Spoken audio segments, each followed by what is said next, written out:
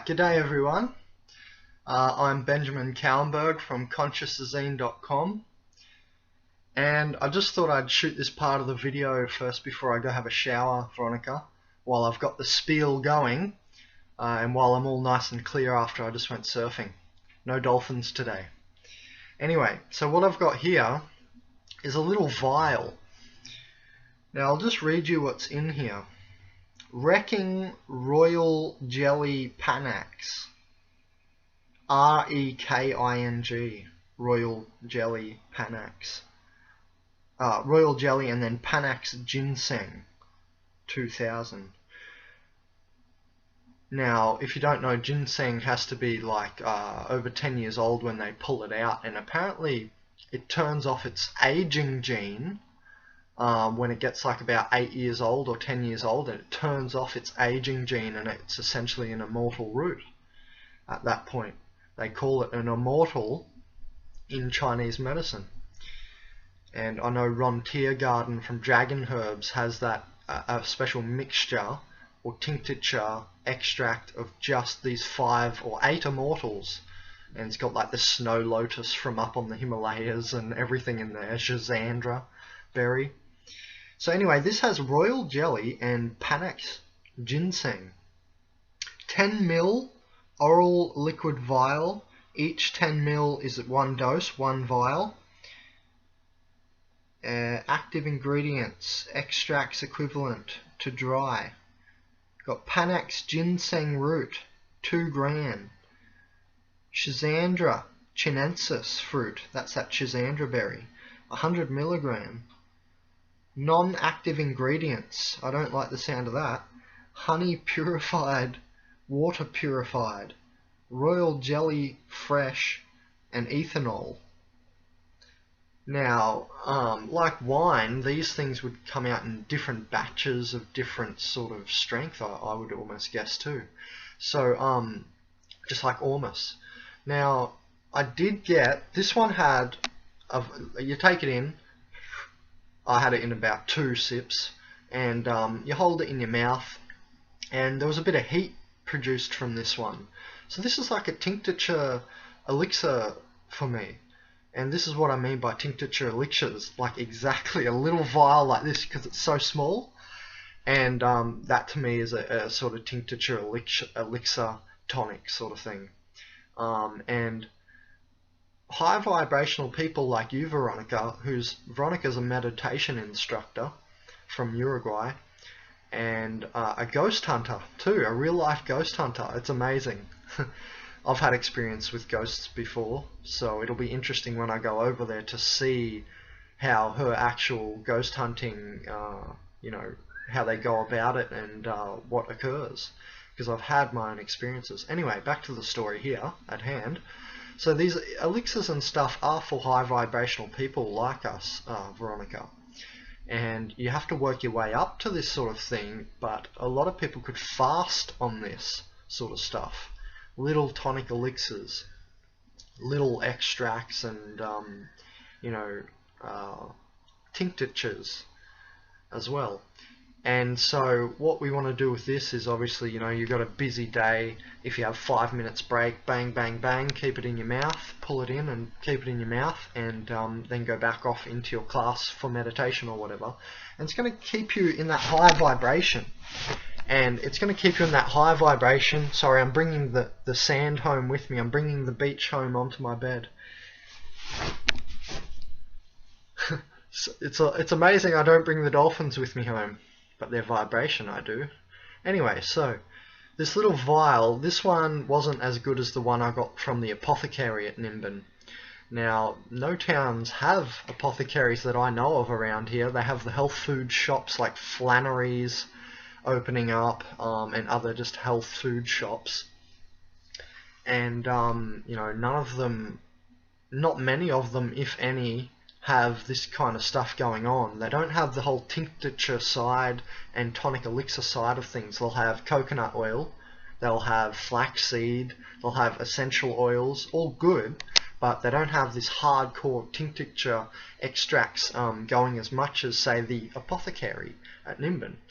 And so that's why I always go to Nimbin. they have $2 shots there. Now, like this, some of those shots contain ginseng. There's about 5 different shots, one for immunological, one for brain, one for nervous system, oh, that's probably that same one, one for cold and flu, no, that'd be the immune one. So there's like an immune one, a brain nervous system one, and there's 3 others I've forgotten. But there's like 5 different main shots, and I always sort of rotate through them. Every time I go, I'll have a different one. And it's a $2 shot. Now, this is a proper shot. Instead of a needle in the arm, this is a shot. Like in a little shot glass, it's got like, say the immunological one might have, I don't know, just one of them. Let's just take one of those 5 different shots that you can get from the Apothecary there in Nimbin. One might contain ginseng, rhodiola, and marshmallow root, and I don't know, stuff like that.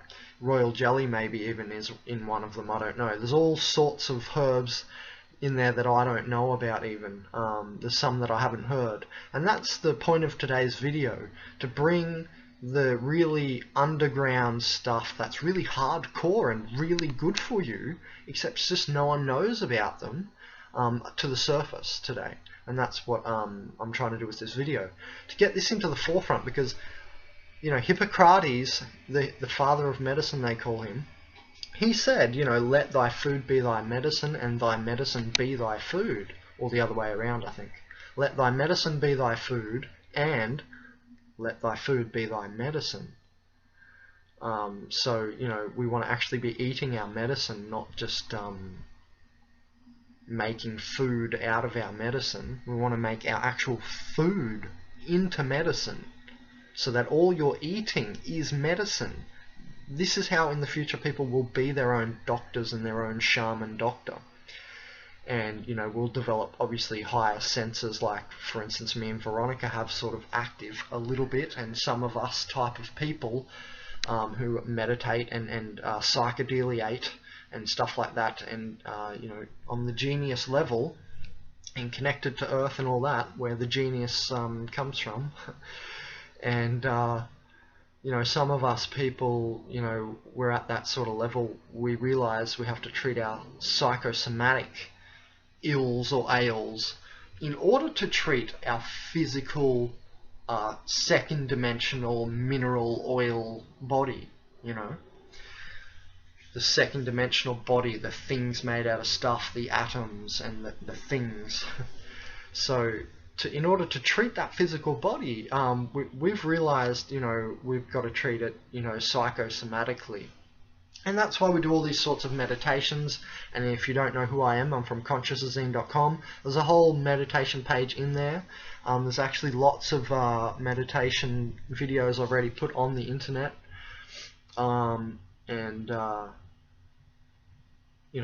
There's lots you can view on YouTube by yourself anyway. So back to what we're talking about here, the tonics and elixirs and stuff. This whole video was sort of spurred up by a video I was watching from Alex Jones, the famous sort of conspiracy guy, the conspiracy theorist guy. And it was called The Secret Ingredient of Coca-Cola. Now, some people even use Coca-Cola for when a cough's coming on, and because that syrup does a honey-like effect and stops you having a raspy throat and coughing. But it's like a toxic honey version, so you want to take royal jelly and stuff like that and put that on your raspy throat. Now, that takes me back to before I go into Alex Jones's video and why I'm making this video today. Well, I'll say it now.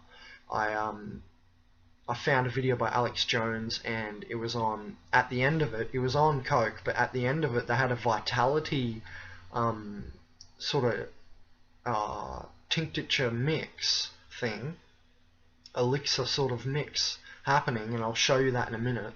And it had all these ingredients for vigorous vitality and sort of prepping up your libido, and making you a little bit more prepped up and have a lot more vitality and energy, and sexually as well. And so from that video I'll show you in a minute, I found a few new herbs that I haven't heard of that were in this elixir that you can get from Infowars, I think, .com website. Now, I'm not big into Alex Jones or anything. I did start watching it after the 9/11 stuff, and we're not talking about that today. But the terrorist attacks on the buildings there in America, the 9/11. So back to the elixir side of this video. Now, through that video, I found this new sort of mix, and all these herbs I hadn't heard of. So we're going to actually research those after I show you the video I'm talking about.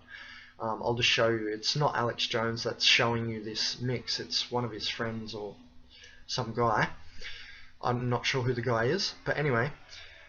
So it got me thinking, yeah, you know, if Infowars are even, you know, putting forth tonics and elixirs, that means they're moving in the right direction. You know, a lot of people put Alex Jones down and stuff and say he's just a conspiracy theorist and a nut and rah rah rah, and there's often a lot of material missing, or you can't find what he's talking about, and etc.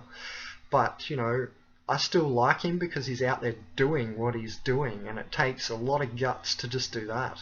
A lot of bottom Dan Gen and stamina to do what he's doing. So, you know, fuck all you people who talk shit about him. Same with David Icke, even if they've got their theories like slightly wrong and it's not completely accurate or something, they're still pointing to stuff that we need to look at. Anyway, so if they are even moving into tonics and elixirs and stuff, and vitality vials and little mixes and, you know, tinctures, that means that, you know, everyone should be, because they're conspiracy theorists, or just conspiracy theorists, as people would say, and that's why I put the rabbit ears.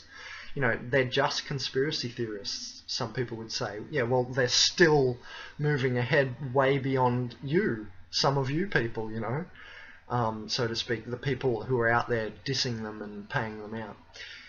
And what are you doing? Going to work and perpetuating the death of 52% of all vertebrate species that have died in the last 2 human generations, the ocean acidification, and do you even recycle?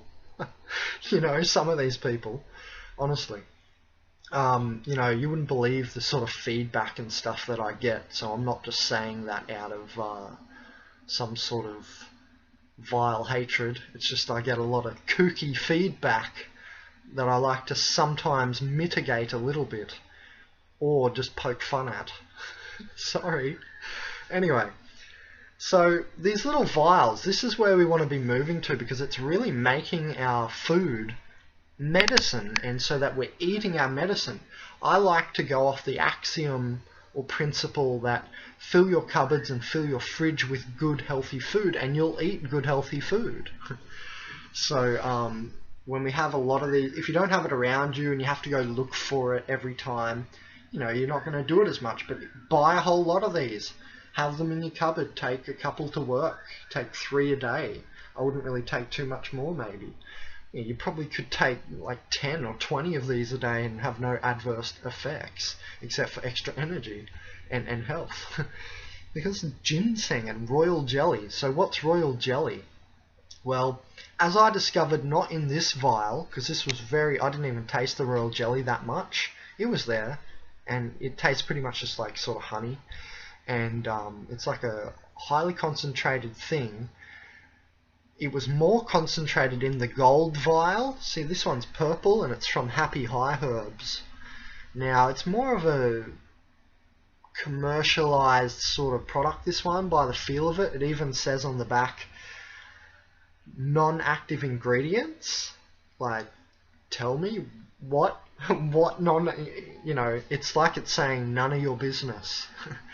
And I'm sick of labels reading none of your business when I'm fucking purchasing it. You know, I'm buying it, so I should know exactly what's in there, how it's been treated and processed and everything.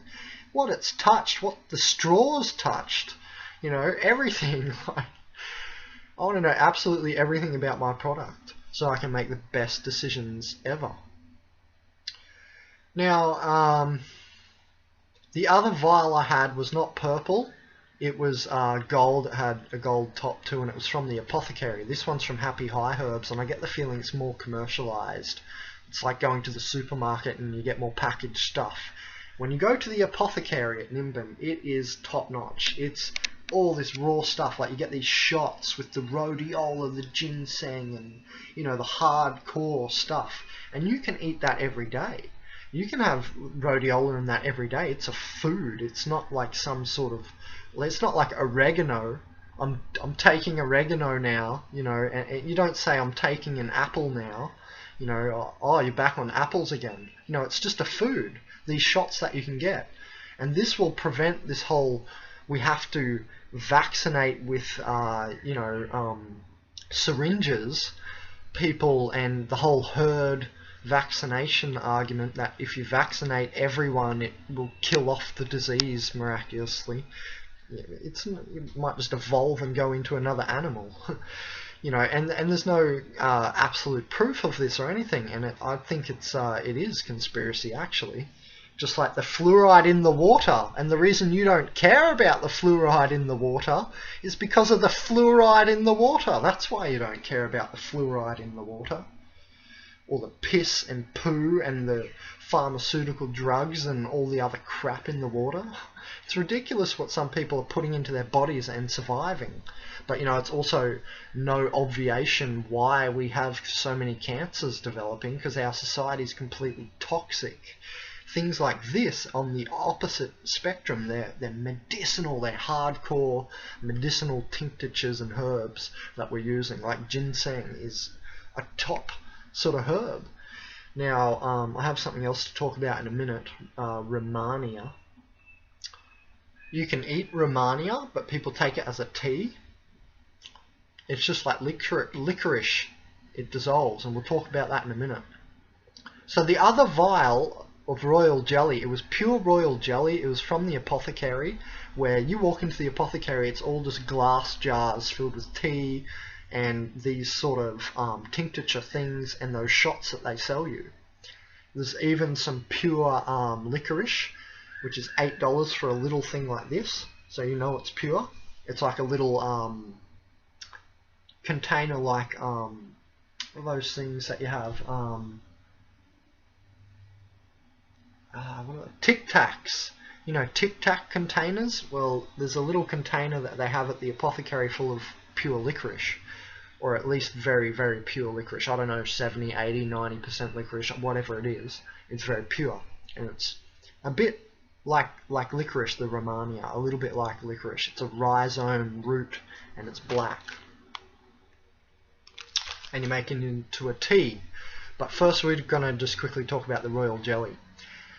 Now, the royal jelly I got in not this container, but it was with no other ingredients. This has ginseng in it, remember?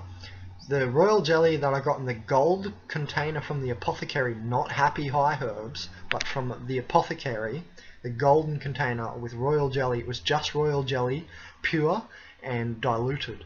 I'm not sure what it was diluted with, if it was just like water or what. Again, I'd like to know exactly what's in my products. People who are manufacturing things, please. It'd just be good to know. And then it helps you want to buy their product again if it's not, you know, containing mysterious ingredients that might be harmful. You never know. Now, or not the best ever. It might not be harmful, but it might not be the best food ever. And that's why not eat the best food ever. So, especially if we're already very high vibrational beings and we take psychedelics and we meditate a lot, and, you know, we're very high vibrational, like an ADHD person. If we're already like that, things like the tonics, elixirs, and these vials are going to be perfect. And orgasmotrons. The old orgasmotron. I love these things. I love orgasms daily. I like using this often too. So anyway, this other vial of royal jelly, sorry, I just had to have a breather because I'm sort of sitting down so I can get in the view of the camera. So the other vial of royal jelly from the Apothecary, it actually, it felt different. This felt hot and it tickled my pineal a little bit. So I'm guessing you could use this sort of stuff to decalcify your pineal a bit maybe. Something's going on there, because it did the same as the Ormus, monoatomic gold with Celtic sea salt and colloidal silver. One time I had that in a drink, and it tickled my pineal right in the center of my brain for about half an hour. Now this done it for 5 minutes, so you can see Ormus is way better. Monoatomic gold. Now, you know, the Egyptians used to fast on Ormus, monoatomic gold, for 40 days. I don't recommend you just go straight ahead and do that, because, you know, you want to build up to something like that. I haven't done that. I don't fast for very long. I'm very hungry and active metabolism. So,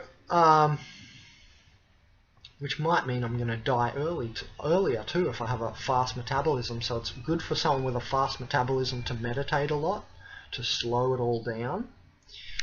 But I surf a lot, so that's why I have to eat a lot, and, you know, I'm going, ADHD, you know.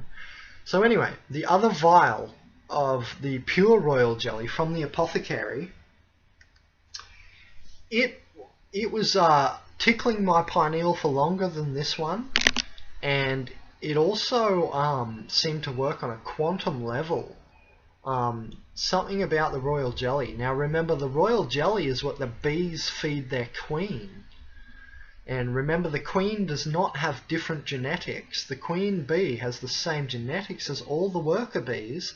It's just when they feed it royal jelly continuously, it sort of evolves into this big... If you've ever seen a queen bee, it becomes really big and it keeps popping out those eggs. Keeps popping out those eggs every day, you know, 1 a second or whatever. So, and it actually lives for longer because of this royal jelly. So it's a longevity food, this royal jelly. Now what I noticed with that other one I got from the Apothecary, not this one, but the other one, it was much stronger, much purer royal jelly. And if you get just pure royal jelly, you don't need much more than that. But I like it in these vials because it can sort of go further into you before it sort of gets, you know, caught up in you. So in the vial it's better. You can take it in, swish it around. And what happened with the vial from the Apothecary, the golden vial, which was much higher quality than this one that I had the other day, it created like an enzymatic sort of bacterial, sort of like it was killing the bad bacteria feeling. It was an enzymatical almost sort of tickling and crackling. And it was like it was beating the bacteria or something, and it even worked its way into my glands, made me go, oh, and started working its way into my esophagus. I felt it. That's what I mean. It works on such a finite scale level. I'm thinking it definitely works on a quantum level, and we should look at royal jelly under Carillion or Krillian photography, because on the internet I've looked up organically grown mushrooms as compared to commercially grown mushrooms, and the organically grown mushrooms Carillion field or aura sort of thing was much brighter, and the life force was much more present. And in the commercially grown mushroom there was holes in the aura, and it wasn't as vibrant and bright, the aura of it. So the difference in food is down to the quantum level, and that's why food does affect you on the quantum level. You are what you eat.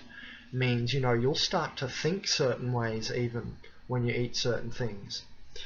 Now, this sort of stuff, this will keep your high vibration going, all your Dan gens active, because it'll hit up here, and so sort of have it all open and levitating your lower energy up. It'll pull it from up here, like how we're being pulled from the future, not pushed from the limit case of credulity, Big Bang, and pushed from the past. We're actually pulled from the future. So this works in a similar way from your third eye and pulls it up. I've noticed with high vibrational substances, that's what they do. So this royal jelly, this other pure one from the Apothecary in the golden vial, best ever. I was just blown away. I was absolutely blown away with it. It felt like it was doing something, you know what I mean? This felt like a bit like watered down, and I could drink a whole bottle of this. The other stuff I could not drink a whole bottle of because it was so strong, and it was already diluted royal jelly. It came from the Apothecary, not Happy High Herbs, where this one came from, and the Apothecary is more pure and more high vibrational substances just in that one shop. They know what they're doing. They really know what they're doing. And this is what I want, all of the health shops to get to, that stage. Because at that stage, it's said if you fast, fasting is part of the answer to everything. You want better skin, hair, health, you want better whatever, you want a reset button.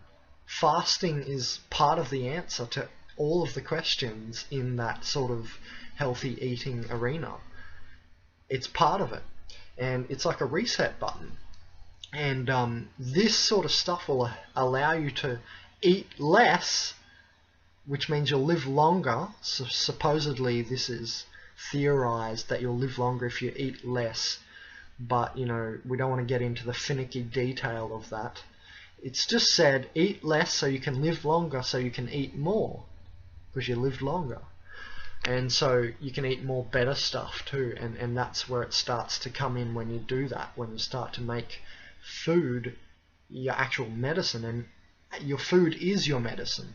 So you just want to have things like this all day, as much as possible. Then you might feel unsatiated, you might not be satisfied, and you might have to go eat a big salad, or you might have to even eat meat or something if you've got no other option around you. There's always complete protein profiles like goji berries, and maca is almost a complete protein profile. It's got 17 essential amino acids. Now remember, papaya carica, or what they call in Australia pawpaw, and that's a misnomer. I don't think that's correct nomenclature and moniker, because there's other pawpaw species in the world. So people of Australia, we should call it the papaya carica, or carica papaya, what we call the pawpaw here. Now that tree is wholly edible, and that contains 50 amino acids. 50! So that's more than any other food that I've found so far. So just eat the pawpaw leaf, and that usually white sap's not good, but the papain white sap in pawpaw, or papaya carica, is actually good for you, and it's a protease enzyme, I think, or there is another protease enzyme in there as well. So that one's highly medicinal. And so if you're just eating highly medicinal stuff all day, your body is going to function at a sort of satiated level, they call it, satisfied. Your cells are then sort of satisfied. Now, you also have a humoral immunological system. You have a cell-mediated immune system, but you also have another immune system that a lot of people don't know about. It's called the humoral immune system. And things like tonics and elixirs and stuff work with the bile of the body. Even beetroot for getting your methyl groups for your liver. So your liver has methyl groups to detoxify all the range of fungicides, herbicides, larvicides, pesticides, suicide world, toxic world, and you've got the radioactive fallout from Fukushima in the oceans now. Especially if you're an American, you want to be thinking about stuff like this all day long. Because the normal diet is barely enough. You're lucky if you don't come down with something. But if you don't want to come down with something, we've got all sorts of immunological disorders going on in this world. There's all sorts of crazy stuff going on. You've got autoimmune diseases of all large varieties and everything. So, you're lucky to not get diabetes or this or that if you're just on the normal diet. The standard American diet is not even what I'm really talking about. Chicken, bread and milk. That sort of diet there is not really what I'm talking about. That's not even good enough, You're extra lucky on that diet if you don't come down with something. Then if you move to, your superfood diet, then you're sort of more than lucky. It's like you're fending it off a bit already, because you're getting at least proper nutrition. For instance, when you cook a slab of meat, If you cook it, say, medium, you're losing half of the sort of protein in it anyway. And if you take goji berries, you get all the protein, and it's a complete protein profile food. And goji berries are not a snack, they're not a joke. They're in all the Chinese herbal remedies and their elixir tonics and stuff. They're a psychic food. It's like if you take Sasha Yurgone from the pharmacopoeia of the shamans in the Amazon, same sort of deal, you know. So anyway, this other golden vial that I got of the royal jelly from the Apothecary, it was definitely doing something at a level that was really cool. Like, it was like a bacterial sort of tickling and fixing, and you could feel it was doing that. It's like a really, really strong honey is the way I can describe it. You know how sometimes you get that with honey? It'll sit in your throat and you'll feel like, oh, that just made a huge difference in my throat, and it's a bit sore, and it made a huge difference in my throat. Now, the royal jelly was much more like this. It was like ting ting ting ting ting ting, ting, like, you know, and it seemed to regress down into a sort of quantum level healing for me. So a very spiritual substance. And, you know, people do say that honey is the most spiritual substance on earth. So royal jelly is obviously the top. It's the most sort of spiritual thing. Now, I would say, yeah, you know, that's got some merit behind it, saying that it's a very, very spiritual sort of substance, royal jelly and the honey. So I really do think that has a lot of merit behind it. Now, you know, you start making this a daily sort of routine, these little vials, and you're going to always feel prepped up. You're going to always feel like ting, ting. You know, you'll have that ting and the radio interlecky leaving the anterior fontanelle, which is your radio communication with the stars. So this is how we talk to the stars, and this is astrolatry. And astrolatry does not mean worship of the stars, it means star relations, and I'm hereby redefining that under my own authority of Gnostic ringtone nomenclature ability. So when we make these things our, you know, food for the day, now I'm not just saying just go out and eat this. Sometimes you'll do that. You'll fast. Maybe it's Monday and Tuesday, you've got a lot of work to do, start of a busy work week.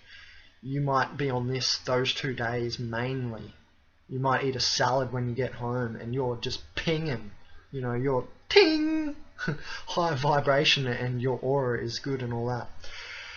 And, you know, you feel revitalized and all that, and have a lot of energy and vitality. Because who wants to live a long time you know, without vitality? And these royal jellies and ginseng and stuff, they are longevity foods. Especially royal jelly, because the queen lives longer. That's what I was saying. The royal jelly actually changes the queen from having the same genetics as all the other bees into this big egg producing thing. So it's, you know, royal jelly's got something going on, you know. It's really got something going on. Now, it's a longevity substance, but it also has a vitality aspect to it as well, especially when mixed with ginseng. And I say don't dilute it down, not too much anyway. These are a bit too diluted for my liking. I want it as powerful as I can get it. I want to go plah!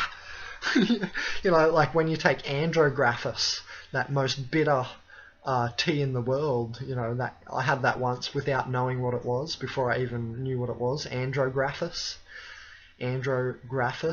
and it's a tea, and I mixed it into my 24 different tea mix, and I thought, oh, it doesn't matter what it is, the hibiscus will take care of the taste. Doesn't matter what it is, it takes care of the stinging nettle taste, and all the other tastes of other teas that I don't like sometimes. Ecocampe. Oh no, that one doesn't taste too bad, Ecocampe. Now anyway, so I mixed it in there, and that andrographis, that's horrible. So that's the most bitter sort of herb in the world. Now these aren't. And these are just, you know, andrographis you might take every day for a month if you come down with Lyme's disease or something severe, something hectic, and it might help with that. It might heal it. But it's not really something you can take every day, but these sorts of things are, so we can make the medicine our food, and these are medicines. So this is the whole idea I'm trying to get put forth today. The whole premise, making our food actually medicine. So this is Romania. I put this in a tea. Veronica knows I have my mixed tea. Now you can see a slight tinge to this. There's hibiscus in there too. It does have a slight red tinge. I know, to me I can see the redness in it on the right light, and it's mainly black, as you can see from the Romania. I also have lemon myrtle in here, and if you don't know about lemon myrtle, I did a little bit of preliminary research, so initial research kind of thing, into that lemon myrtle on my Glib Spiel on Abundance $30 Bandit YouTube food plant teaching series video. So I've got a little bit of lemon myrtle in here as well for those properties that it gives, and I've mixed it with hibiscus, which is vitamin C rich, and the fiber of the hibiscus flower flakes, leave them in and eat them because the fiber actually removes toxins from your body as well. So I eat my tea as well. I like to have stinging nettle and eat the leaves after, silica and whatever else they contain. I think manganese and magnesium even, and iron, I'm not sure, but nettle I'm pretty sure contains those things. So you want to put all that into your tea as well. So this is your huge daily elixir. You know, this is where the main bulk of it is meant to be. Obviously you're not going to live on 10 of these a day, and it's just not as right. You need to flush yourself, you need to stay hydrated. Now, you know, you could take Mega Hydrate, and this is going to appeal to you, Veronica. I hope you're listening up.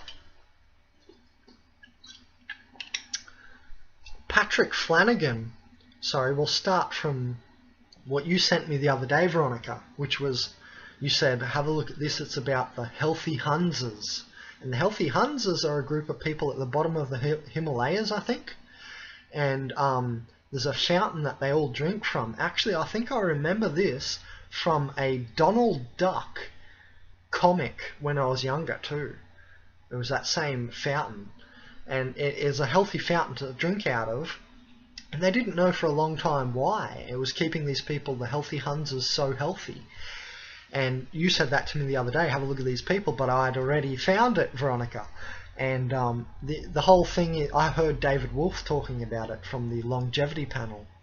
Now, he was mentioning that, and he said, now, what they found, what was so good about the water, is it had a lot of hydrogen in it, apparently. And Patrick Flanagan, this scientist, has developed a supplement now, which is monoatomic hydrogen. And hydrogen means, you know, generator of water, hydrogen, and water is H, hydrogen, 2 oxygen, H2O, that's water. So he created a supplement, Patrick Flanagan, this scientist guy, called Mega Hydrate, and it's monoatomic hydrogen. Remember before I mentioned monoatomic gold as ormus? Well, this is monoatomic hydrogen.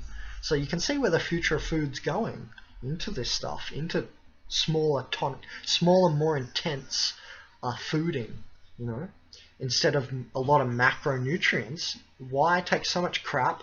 Every time you put cooked food in your body, you get a leukocytic white blood cell reaction. Why put all that in you when you can have all these little things and raw foods and stuff, and you don't sort of traumatize your body as much as well?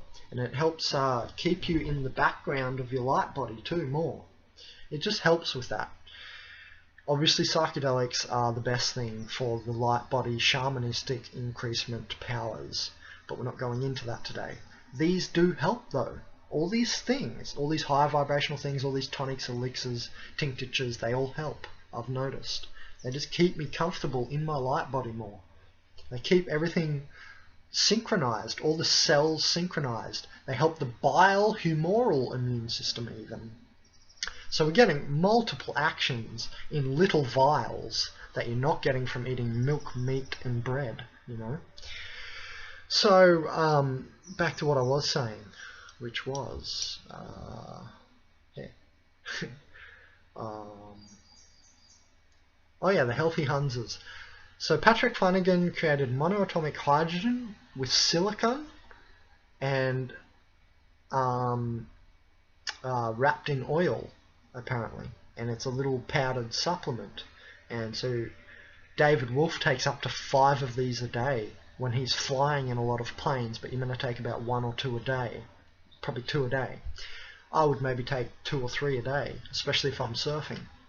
And these mega hydrate supplements help keep you hydrated. I haven't had them yet, but David Wolfe says they do, and I kind of believe him after listening to all his videos. He just knows a lot about food, so I kind of just believe him, and which is not the best idea to do, just to believe people, but I'm sure it is like that.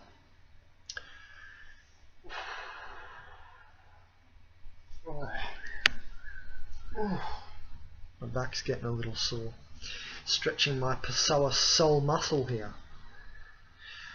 So the Romania, this is a black substance. So all the black substances are Jing effective. Now a lot of people think Qi is the life force energy. Well, not exactly. Jing is the deeper primordial energy. Then you have Shen, which is your aura, and then Wuji, which is that mystical cosmic force. Wuji, what's going on? I can tell that the Taoist monks, you know, thought like that when they made the word, probably. Wuji. You know, like, whoa, Jesus, you know. So it's that cosmic energy. That's Wuji. So you get primordial Jing in your bottom Danjen, or Tanchen, the bottom major center, the middle major center, and the upper major center, the crystal room, the heart, and the gut. And it's not your bowels are not speaking to you, it's an energetic center from the chakra system, or attached and associated with the chakra system. It's a major center. You have 3 major centers. Now the bottom one turns this primordial Jing dark matter energy into, well, it goes with black, undifferentiated dark matter, into co-creative light bodies in co-creation, and that's what we have here at the eschaton, remember, at the end of Genesis Singularis, cycle 1, or 20 billion years of this movement of space around the central universal sun, a grand cycle of cycle 1 of becoming, something like that. Anyway, so the Jing energy is sucked in, made into Qi or Qi energy in the bottom Danjen, then turned into Shen. The Qi or Qi is turned into Shen. And this is where, you know, the Qi energy is about stamina and about mobilizing your immune response and mobilized energy. So really Jing is black substance foods are Jing energy, like licorice and Romania. Look how black it is.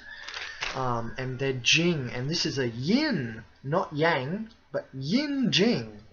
So it's more of the container energy, the holding energy, and that's where your yang energy, which is expressed energy sort of thing, comes from. This yin, which is a feminine sort of storage energy. And this will replenish that. So your primordial stores of energy, in other words, Romania, is great for restoring that.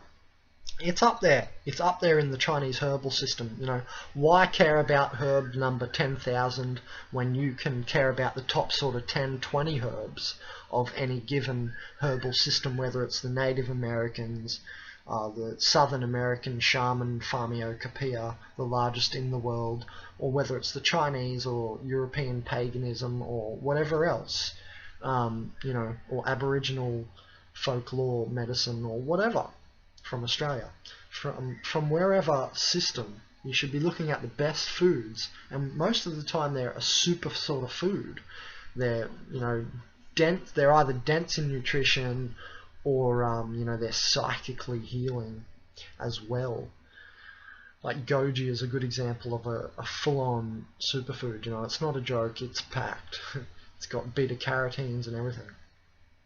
So This is something that you do every day. You know, it's got lemon myrtle, hibiscus. I could put much more with it, but I usually have like 20 different teas.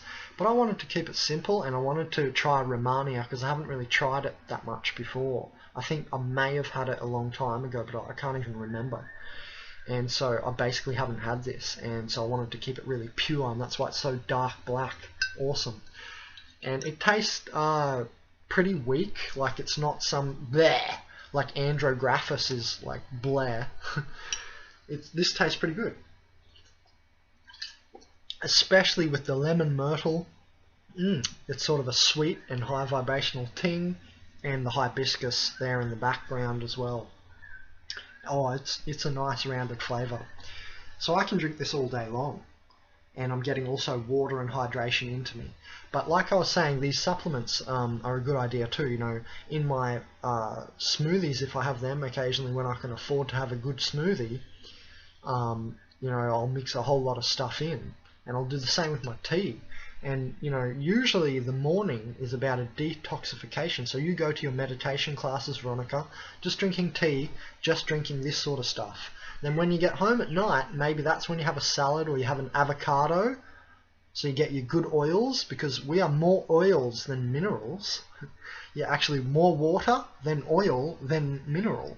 So everyone's talking about remineralization because we've got the SAD, Standard American Diet, that SAD acronym. Everyone's talking about, you know, that. But, you know, what I'm saying is just really go eclectic. Make food your medicine, or, you know, your medicine needs to be your food. It's not, you know, you're eating food and then you have your medicine. Make your food the medicine. And we can do this these days because we're at the end of history, and we've got the eclectic synthesized substances. Like this has ginseng and royal jelly. It's not just ginseng. You know, for instance, so we could load this thing up with 5 different things, and that's what they give you at the Apothecary in this shot that I buy for $2. This was also $2, but at the Apothecary in the shot for $2, that's got 5, 6 different ingredients in it. Some I've never even heard of them. So there's lots to research, and today's video, we're going to go now into that. This is all just an introduction. We're going to actually go, so it's going to end up being, it's already been 50 minutes almost, so it's going to be a couple of hours of a video here.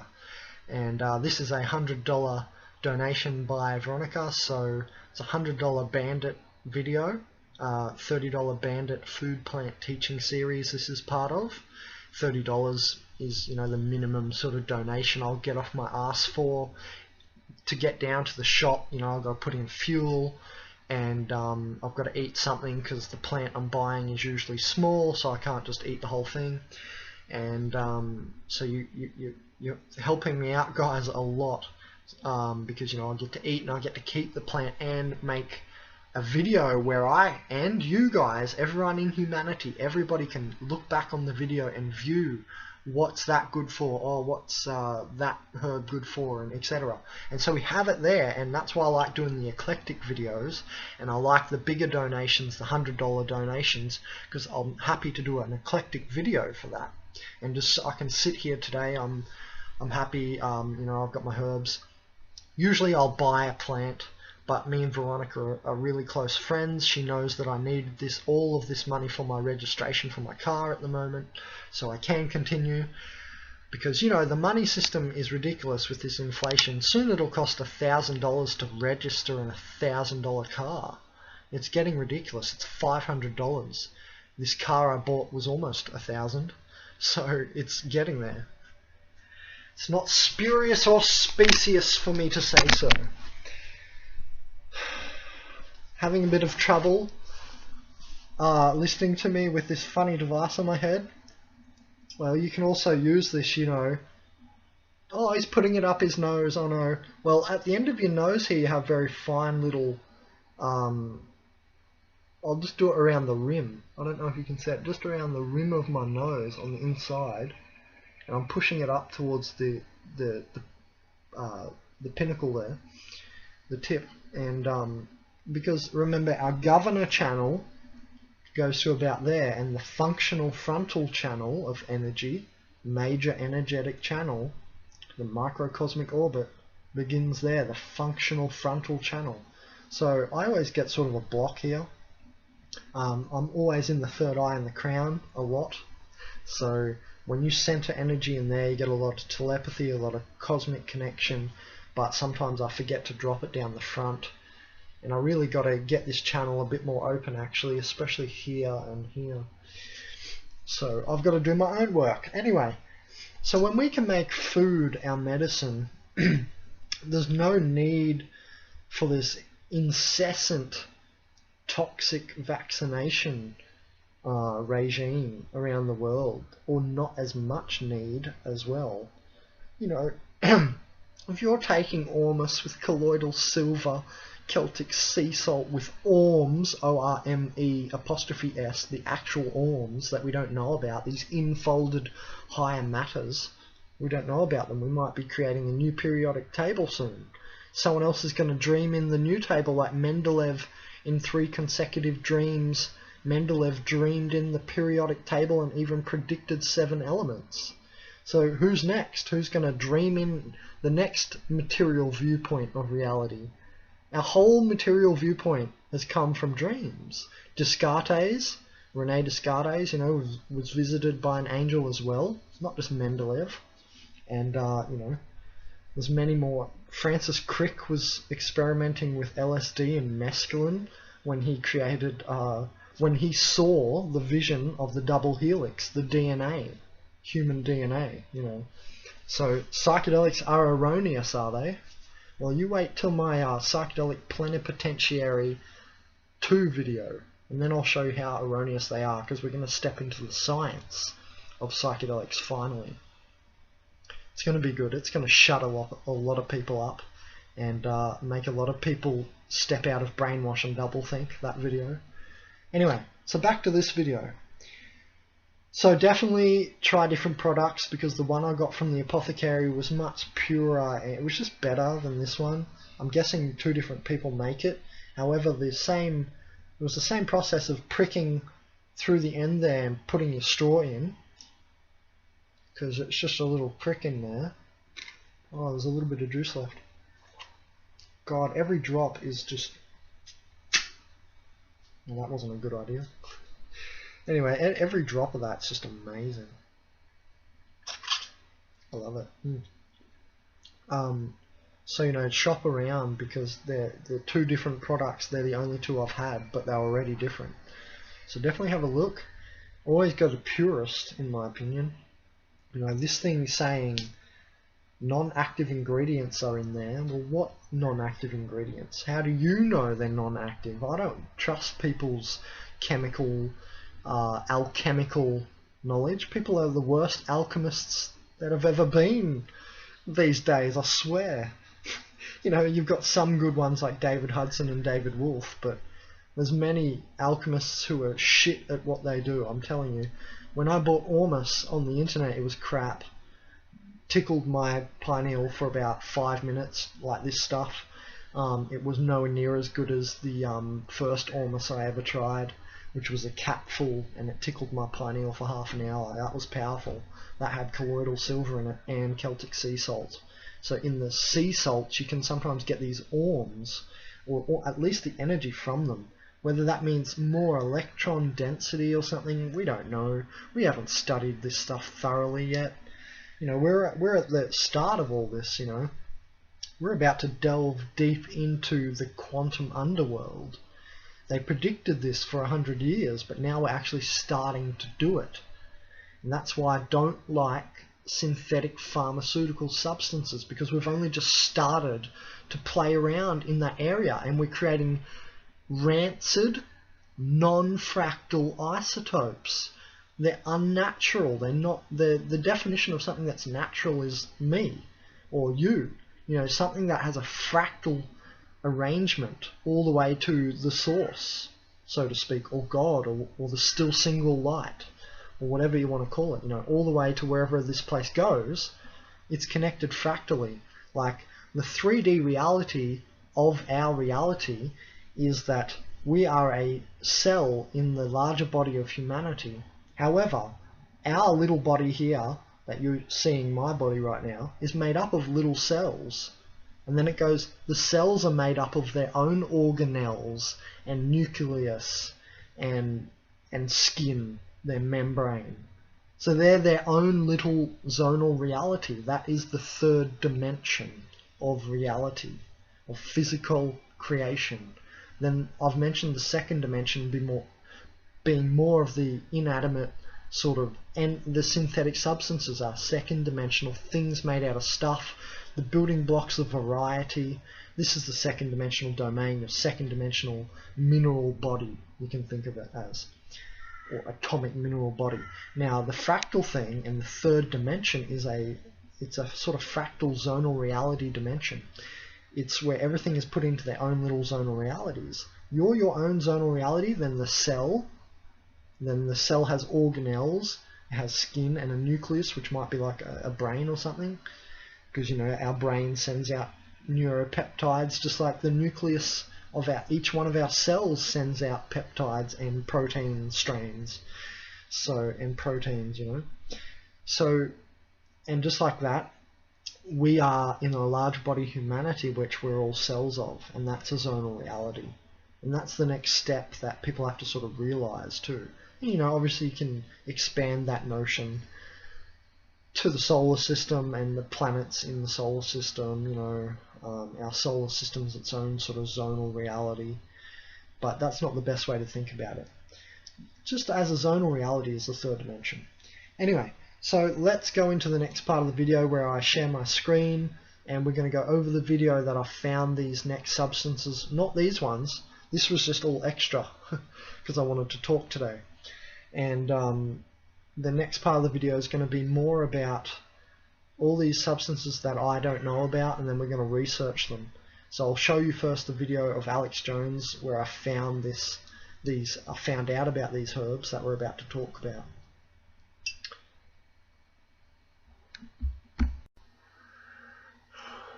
Okay. Okay, I'm going to load the video where I found these next ingredients, which is, you know, the main, it's meant to be what this talk or this video is mainly about. So what you've just been watching was just an introduction to this. Secret ingredient of Coke revealed, and it's by Alex Jones and Infowars.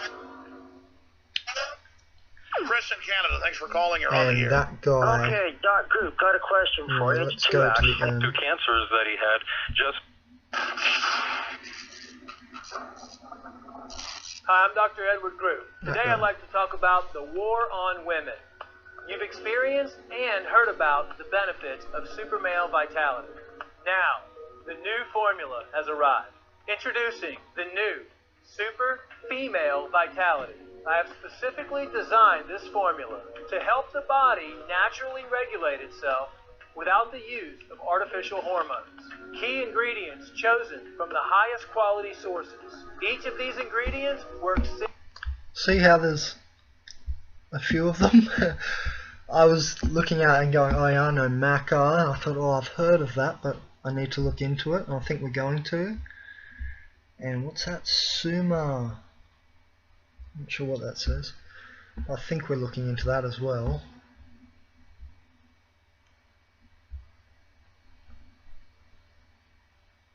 Avena sativa. I'm not sure what this one says. I may have found that one. Ashwagandha. Synergistically with the female body in order to maximize. Tonkat, I've heard of that. Tonkat Ali. And this one we're looking into, Katuba bark. See, there's a lot of medical barks out there. You can even eat birch bark where the chaga mushroom grows off too. That's medicinal. Yeah, this one, Muria something. Avena sativa and Shilajit. Shilajit's like from the Himalayas, and it's like a mineral dense sort of tar. It's like how you get Himalaya Sole, which is the crystals which are similar to Himalaya salt but from a deeper strata layer. and so you actually just soak them in water, the Himalaya Soleil crystals. And Shilajit's a bit different, but it's also from the Himalayas, I heard, and it's like a tar-like mineral-rich substance. So I'm not sure if we're going to look into that one. I can't remember. Overall vitality. You've heard the reviews and the feedback on how the original So yeah, that's where I got it from. So I want to look into each one of those things. Now, both the man and the woman can have the revitalization in their own bodies with super male vitality and super female vitality. Secure your super female vitality today from our limited stock at InfoWarsLife.com. So we'll look into these. I'm going to go research this and then come back. Because this is, yeah, one of them turned out to be oat, I think. I'm not sure, but I think so. So that's where I found it, from that video. And I just downloaded that with FreeMake, which is like iLivid, which is software where you put a URL from YouTube in and save the video. So you can all do that too. So yeah, won't be going into this bottom stuff here, like the Zeta Potential or Sumer and the Myth of none of that. But this top section here, and there's that one, Muria Palma, we're going to look into, Katorba or Katuba, Uricoma longifolia, Ashwagandha, Heben the Arantha or something, Tribulus terrestris. So we're going to look into these ones here.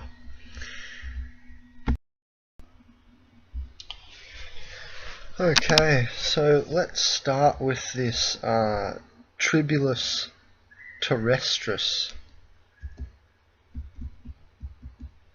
So we just want to start with this Tribulus terrestris.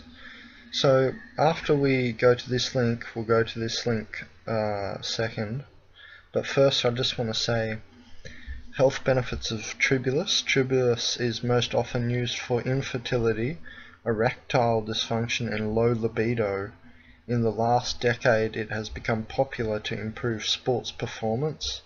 Tribulus has been marketed these conditions because research performed in Bulgaria and Russia suggested that Tribulus increases levels of the hormones testosterone by increasing luteinizing hormone, DHEA and estrogen.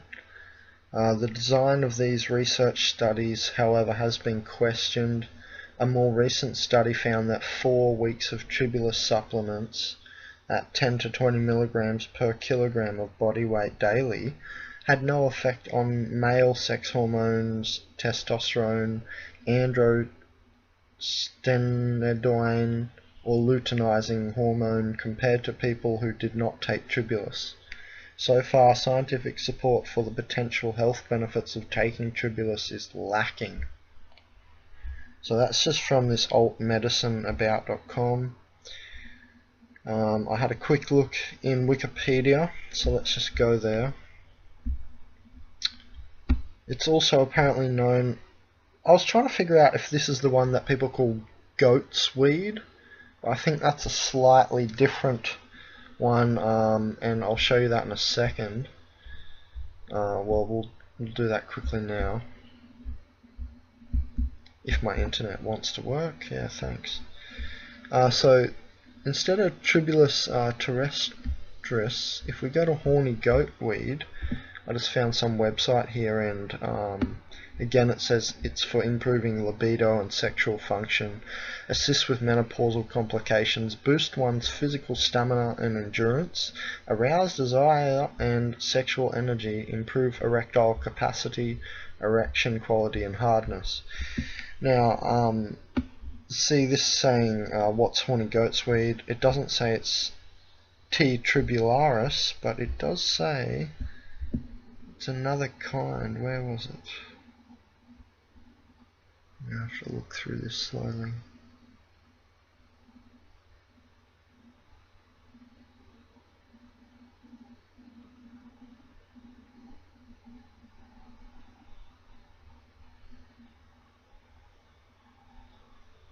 I saw the name here before. I'm just trying to find.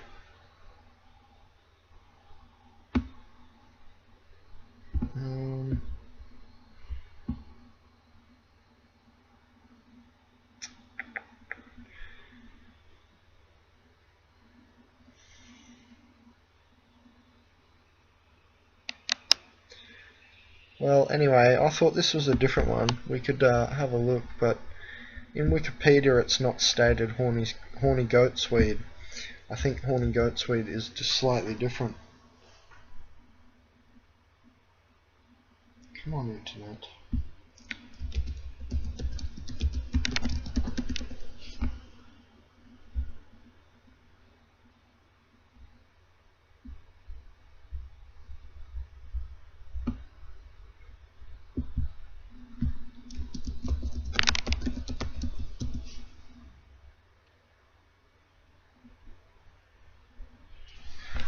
So there you go, that's something else, epimedium, which might be another one that we're also looking at,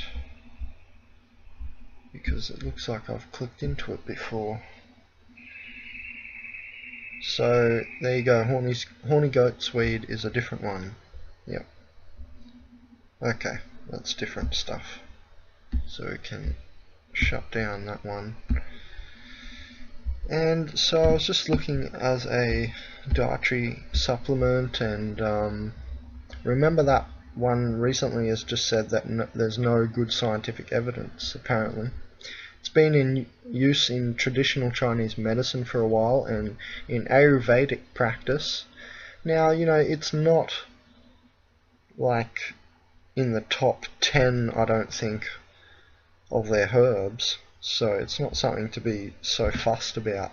Remember, these are all part of that formula that guy from InfoWars was showing us. So they're part of a sort of libido enhancing formula, all of these next herbs that we're going to look through. Yeah, so it does show sexual behavior alteration in castrated rats. It appears to do so by stimulating androgen receptors in the brain, but you can't really generalize that into results for humans, but there may be some correlation. Pretty much that's where we're going to research into up to there. So here's another website, mrginseng.com. It looks pretty well covered. So it says for heart, blood pressure. We've already seen that, so let's go down to stress, nervousness. It balances nervous system, excellent combination with ginseng and rhodiola. Well, there you go. This might already be in one of those shots that I was saying I was getting from the Apothecary, and you know, there was an immune shot. These are $2 each, and then there's a nervous system brain shot where this one might be in that shot. I can't remember. It does sound familiar. And then there was an energy boosting sort of shot. So they had all these different ones at the Apothecary. Anyway, so this is saying promotes deeper, more restorative sleep in synergy with ashwagandha. Nervousness, irritability and agitation it sort of treats. So it's good to put with ashwagandha, ginseng and rhodiola. So that's how I recommend pretty much using this. Immune system, liver and kidneys and prostate. Because, you know, prostate cancer is really bad. You're gone within like 6 weeks if you get that. So this is a good one for that, apparently. I don't know what these stars mean. Maybe that means how good the source is. Because see how it's got little gold stars next to it? He's done a pretty big job. Pretty good job here. So yeah, it's just boosting libido, blood and circulation, again with rhodiola and in synergy with garlic. garlic contains 39 natural antibiotics as well, so God, sorry about the internet. Okay, so it says it's got steroidal saponins. So saponins are medicinal, such as dioscin, diosgenin, and prodioscin. Now, sorry about my elocution and pronunciation, but yeah, so if it's got saponins and those things and it's working on the hormonal level, you know, it might be worth taking even if there isn't that much science behind it yet, supposedly according to some people. But it looks, by this article, that, you know, maybe if you dig deeper there is quite a lot of sort of science, and it's been used, tried and tested for a long time in Ayurveda and Chinese medicine, so they're thousands of years old, those medicinal systems. Okay, piss off. Yeah, so it says combine it with maca as well, and ginseng and rhodiola we saw. Guarana, you could probably put it with too, by the look of it. Goji berries. And see, goji berries aren't a joke, like I said, they're in combination with a lot of things, like this. So this is where we want to start moving to, and really making, you know, our food medicine. Oh God, just stop it. Tribulus, opinions of experts. So Tribulus regulates body's different hormones. Now hormones are like master switches, so when we're messing about with healthy things supporting our hormonal system, it's a really good thing to do because they're such master switches for our metabolism. You know, the hormones really touch a lot of effects, and they have a lot of effects in our body, such as vitamin D, which is said to be a hormone, not just a vitamin D. Or a vitamin. Apparently it's a hormone, and anyway, that has the most healing effects out of anything we know, any vitamin. And God.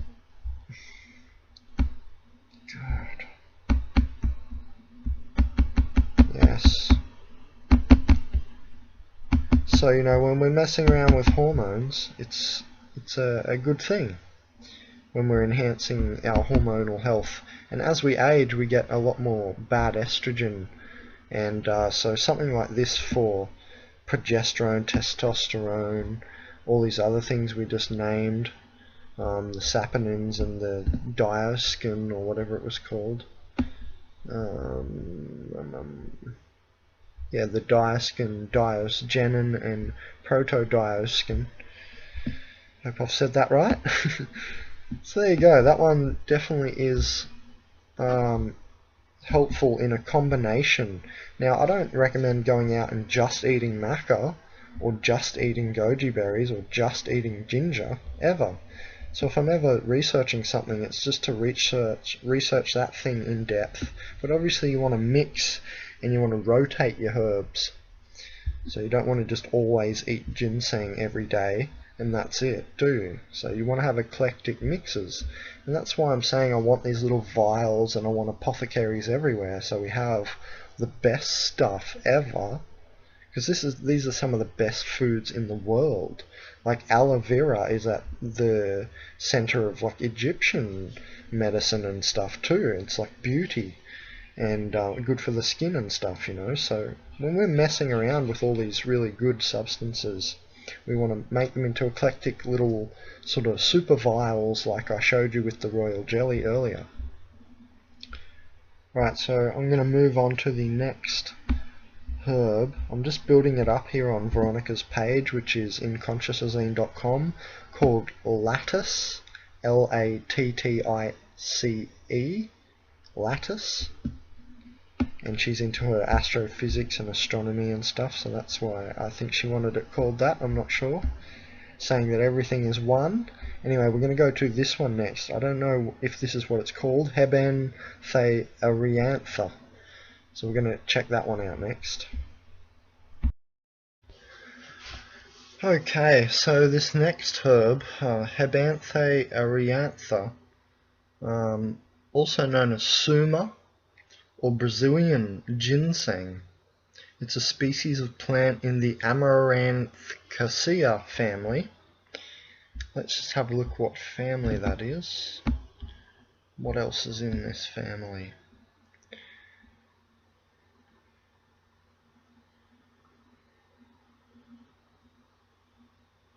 $180 genera and 2,500 species, eh?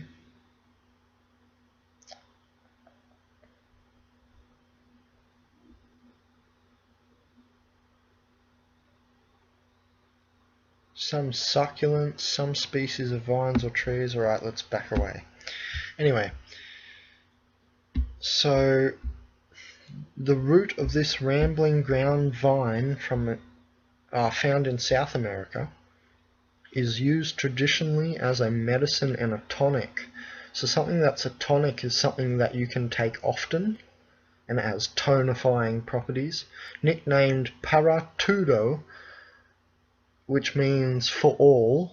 Suma is a traditional herbal medicine. Citation needed though. Nutritionally, suma root contains 19 different amino acids, a large number of electrolytes, trace minerals, iron, magnesium and zinc, so that's good, vitamins A, B1, B2, vitamin E and vitamin K, and pantothenic acid.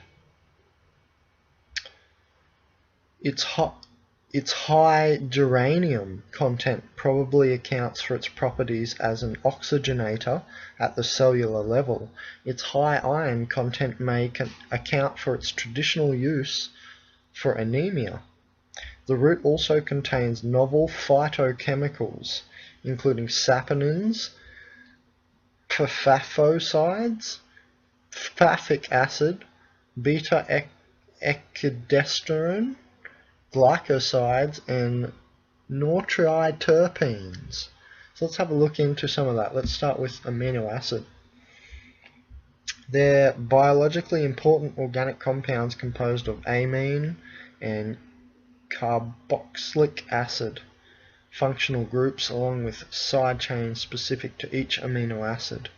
The key elements of an amino acid are carbon, hydrogen, oxygen and nitrogen.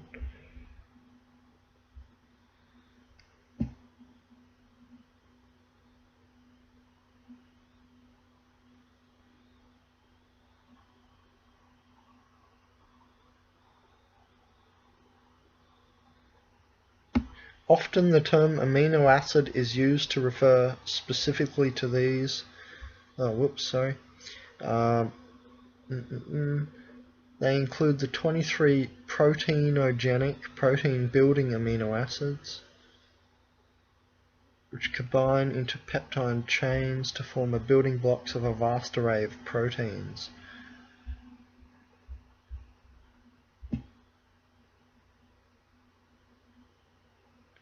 So there you go. They're important for protein function in the body, the old amino acid. So 9 proteinogenic amino acids are called essential for humans because they cannot be created from other compounds by the human body and so must be taken in as food. Others may be conditionally essential for certain ages or medical conditions. Essential amino acids may also differ between species. So yeah, you've heard that, you've got 18 essential amino acids or something like that, they usually say. But there they said, 9? They said.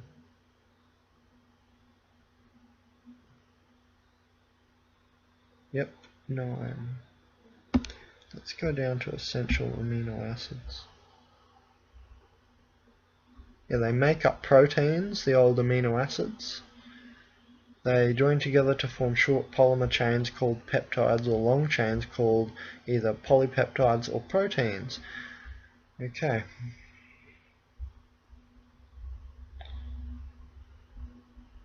Now a saponin, which is also in that herb. They're a class of chemical compounds found in a particular abundance in various plant species. More specifically, they are amphipathic glycosides grouped phenomenologically by the soap-like foaming they produce when shaken in aqueous solutions, and structurally by having one or more hydrophilic glycoside moieties combined with a lipophilic triterpene derivative. Medicinal use. Saponins are being promoted commercially as dietary supplements and nutraceuticals.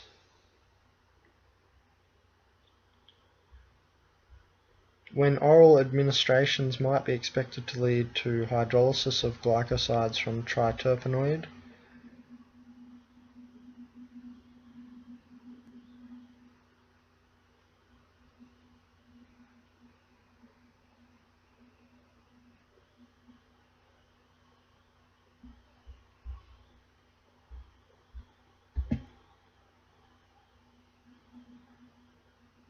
So there's individual chemical sensitivity to these saponins, or to the general toxicity of specific agents, and what? Yeah, so they're being marketed as, you know, a nutraceutical and a medicinal sort of thing in the health movement at the moment, these saponins. But here it's just saying something a little that you might not have heard, a little in the background. There's a few links here that you could look further into it.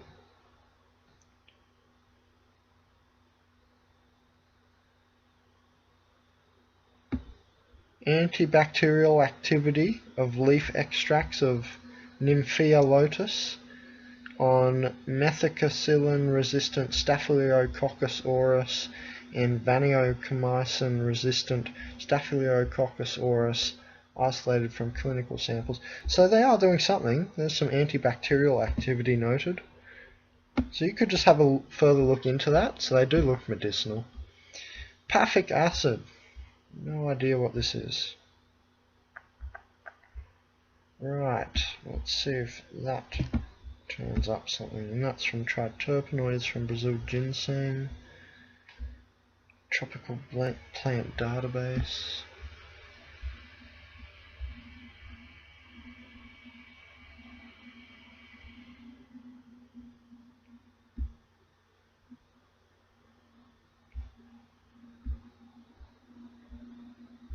So not sure what those things are. Ooh, what was this one? Might have been beta ecodestrin. Yep. Ecodesteroid hormone. That's what it is.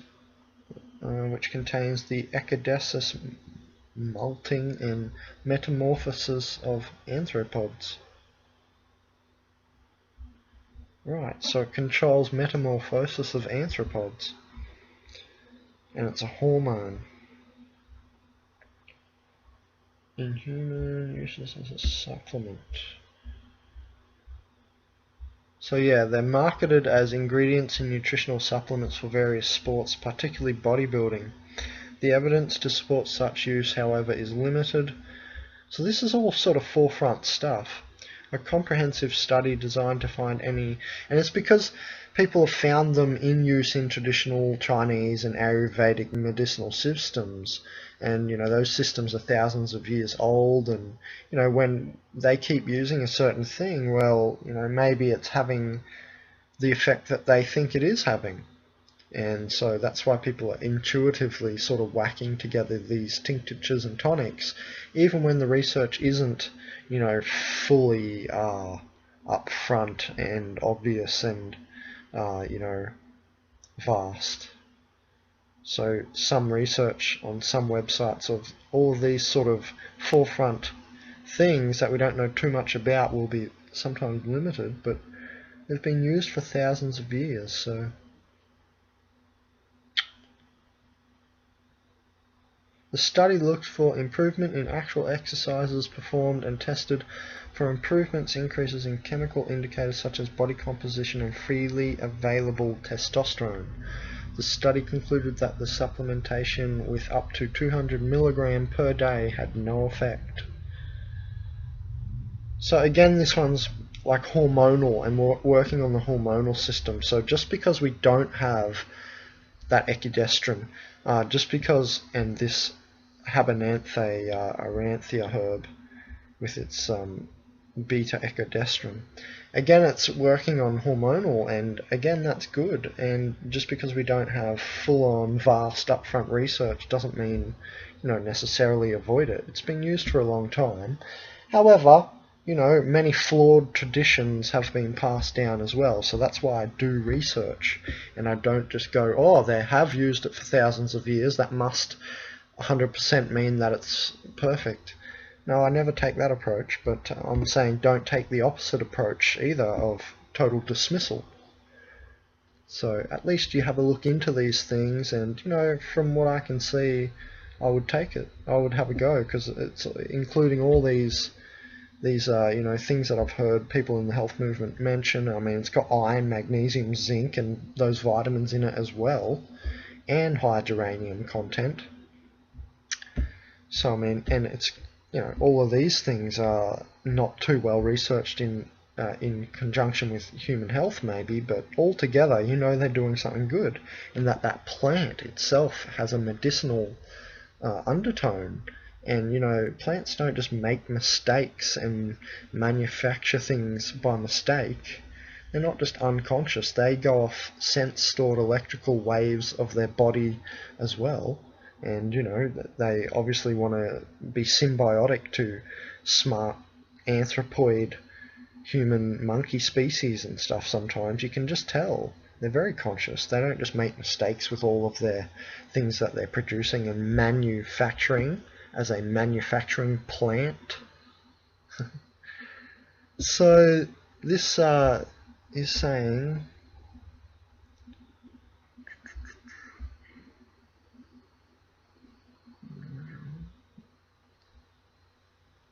so polysaccharides are not glycosides, they're saying there, I think.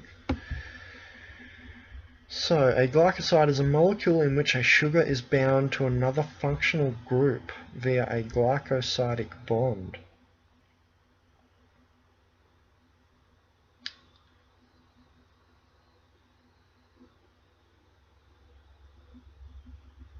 So they play numerous important roles in living organisms, these glycosides. Many plants store chemicals in the form of inactive glycosides. These can be activated by enzyme hydrolysis, which causes the sugar part to be broken off, making the chemical available for use. Many such plant glycosides are used as medications. In animals and humans, poisons are often bound to sugar molecules as part of their elimination from the body. So let's just have a look what we can find here. Phenolic glycosides, flavonoid glycosides, cyanogenic glycosides, chromone glycosides, coumarin glycosides, alcoholic glycosides, anthraquinone glycosides, steroidal glycosides or cardiac glycosides, stevioyl glycosides, and thioglycosides. We're going to have a look into that.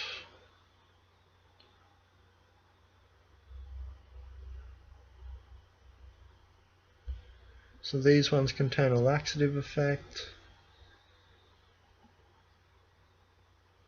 They're in aloe, rhubarb, senna, cumin or a derivative, example apterin,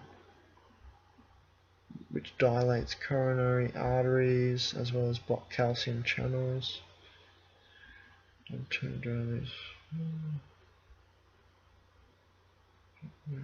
Cyanide group.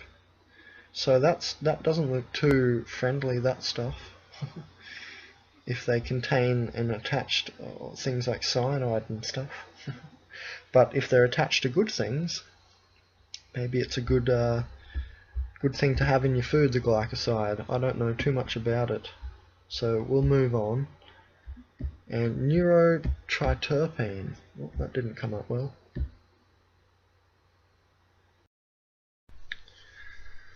Okay, now let's look into this last thing here, nortriterpenes. So I had a little quick little look, and this and another web page on scientific journal article entries noted that these compounds were all evaluated for their cytotoxicity against certain things. I'm not sure if they're all tumor-like cells, but it says and tumor cell lines, and I actually looked up, see it says it here in another one, and I actually looked up these two things here, and that turns out to be indeed A549A. A549 cells are adenocarcinomic human alveolar basal epithelial cells, and adenocarcinoma means cancerous or tumor. So in other words, these things I think fight cancers, these neurotriterpenes. That's what it looks like to me from a quick look, that they fight cancerous tumors. So all in all, if I close all those other ones down, now I'm not going to look further into this one because that already yielded some good results. So it's got, you know, iron, magnesium, zinc, vitamin A, B1, B2, E and K, and all of these, the saponins, the glycosides, nortriterpenes. So that's good enough for me. It looks, you know, fine. So let's leave that as that, and the next one we're going to look into is ashwagandha. So let's have a look at this one, what this link says.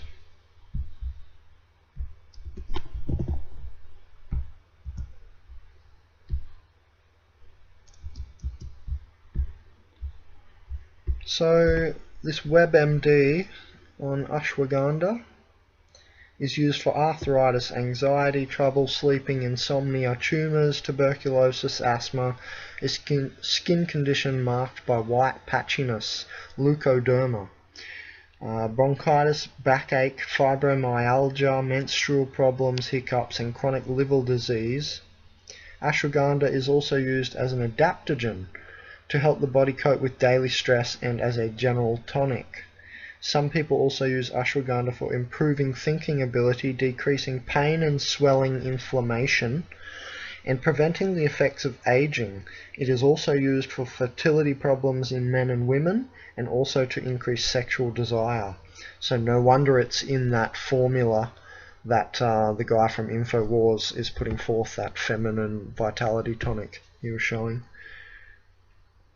So there you go, it does a bit of stuff. Let's have a look for side effects.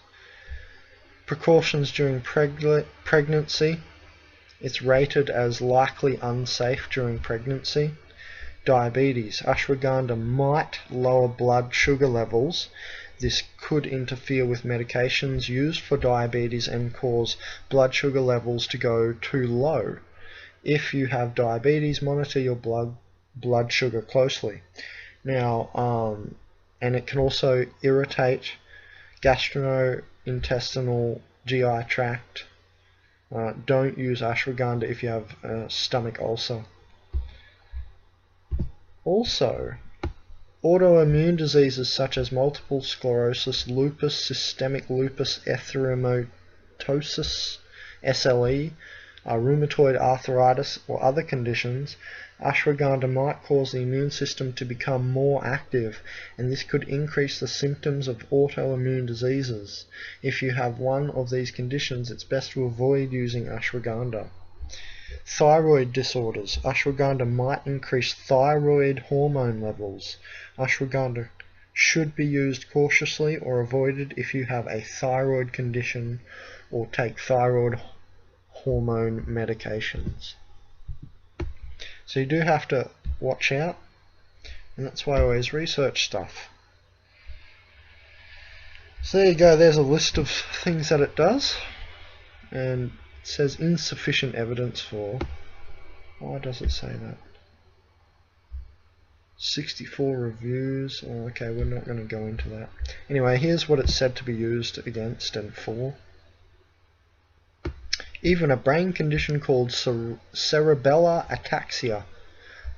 Preliminary research shows that ashwagandha, in combination with an alternative form of medicine known as Ayurvedic therapy, might improve balance in people with cerebellar ataxia. So there's some things that it says it might be used for. Let's just have a further look into ashwagandha. Was that it? Ashwagandha.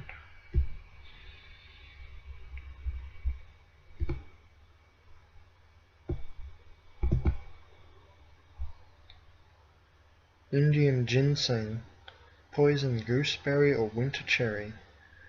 So it's a plant in the Solanaceae or nightshade family. Interesting. I didn't know that. We got a Wikipedia. Let's have a look.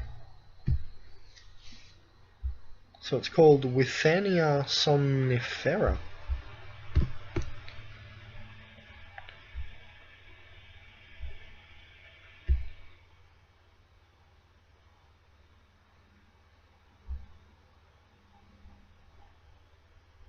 The berries can be used as a substitute for rennet in cheese making. Interesting.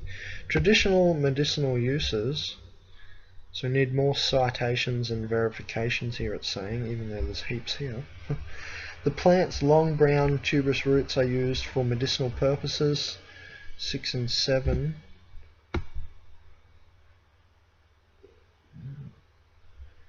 Effects of Withania somnifera on the growth and virulence properties of Staphylococcus mutans and Staphylococcus sobrinens at sub-MIC levels. So it's treating some bacteria, I think. The berries and leaves are applied externally to tumours, tubercular glands, carbuncles and ulcers. The roots are used to prepare the herbal remedy ashwagandha, which has been traditionally used to treat various symptoms and conditions. All of those references there. So 6,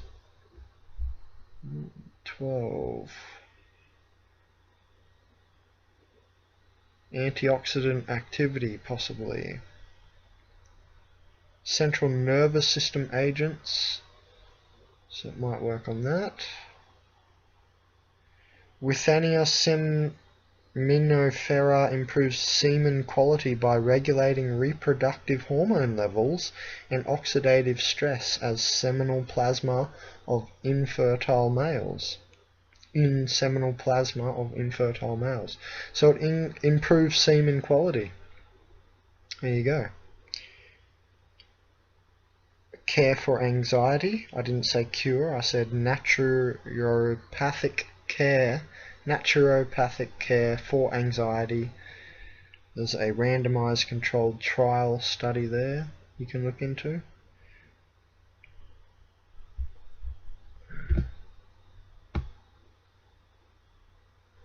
And there's more reviews there and the basis for scientific basis for the therapeutic use of Withania somnifera, ashwagandha. So there's a lot of links that you can look into. Let's just have a quick look.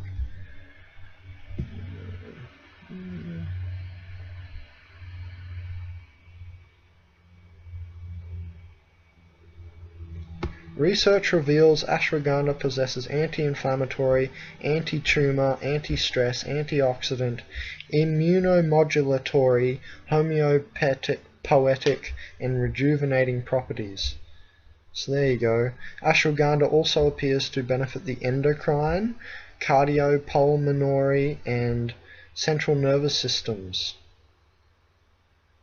Few articles were discovered on the mechanism of action for these effects.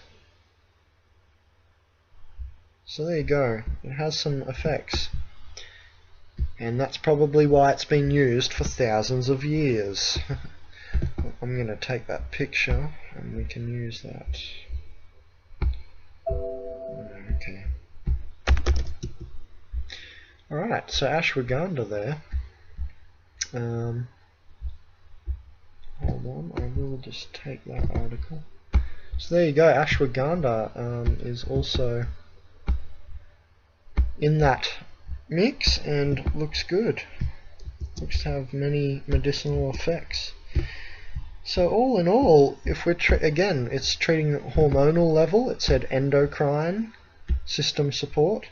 So it's treating the hormonal level and the the endocrine level of things, which is a good good thing, because they're sort of like upper level. If you talk about zinc and that, they're way down the line.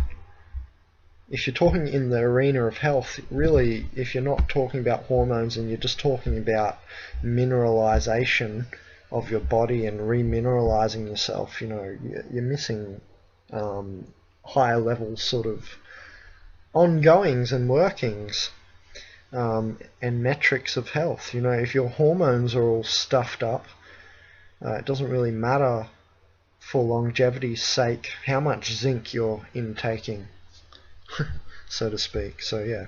So the next one we're going to look into is Eurycoma longifolia. So let's have a look what that one is. And so this is all on her page Lattice, and I'll show you at the end when I'm done. And let's have a look into this one next.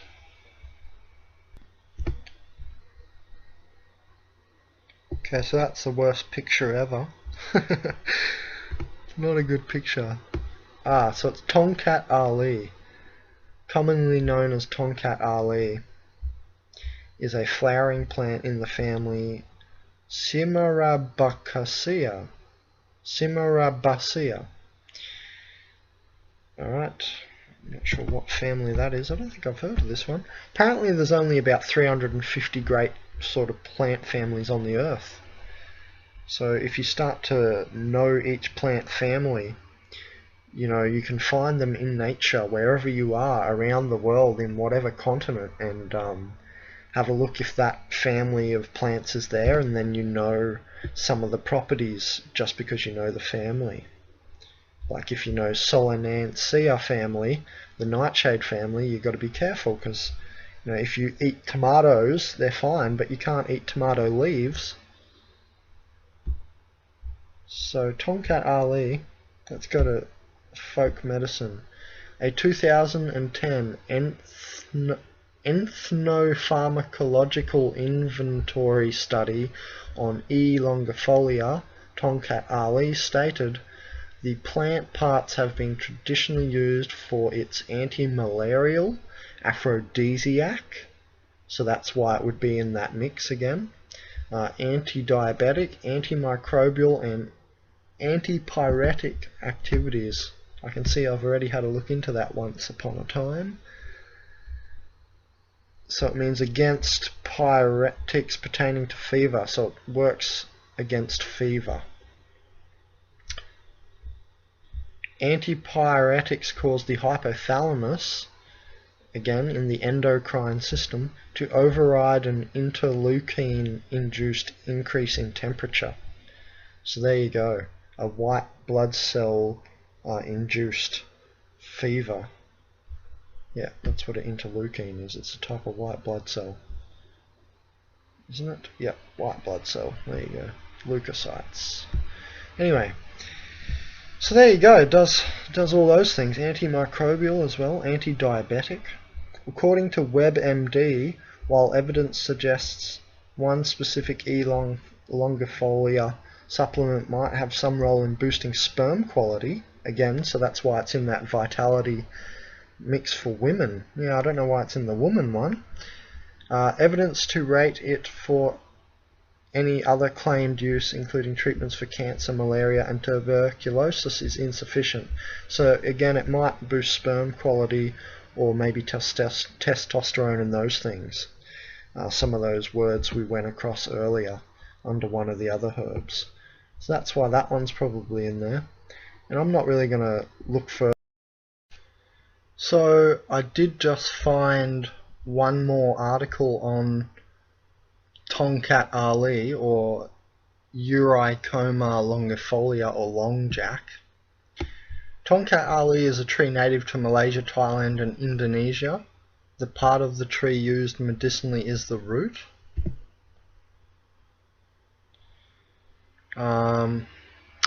Scientific support for the claim that Tongkat Ali is lacking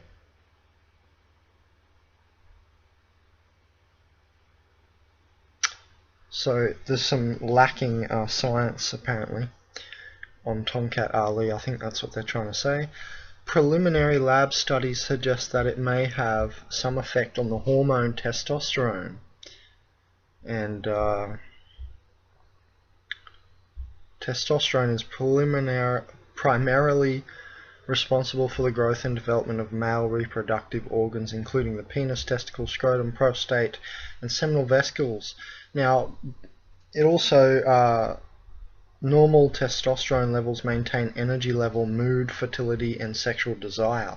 And as we age, we get aromatization, which is the good sort of hormones switching all to become like bad estrogens and stuff like this. And you know, if you drink things like passion flower tea, it's a natural aromatase inhibitor, so it stops the conversion of good hormones like going over to the bad hormone side, which is a really large part of aging. When you get over about 50 years of age, you can get aromatization really starting to ramp up, where you know, basically your good hormones, the balance of progesterone, testosterone against estrogen in a estrogen-rich environment where we have bisphenol A acting as a xenoestrogen or a fake estrogen, you know, all the time when you're drinking out of plastic, you're drinking water out of plastic, and that plastic's not been set for a long enough period of time. You know, sometimes along these production lines, the bottle's made, it's blown, and a minute later it's filled with plastic. And so you get xenoestrogen effect. And actually our skin absorbs xenoestrogens from some of our clothes, which are not natural if you don't wear cotton, and you know, if you start wearing all the synthetic clothes. And you know, actually the skin absorbs estrogen.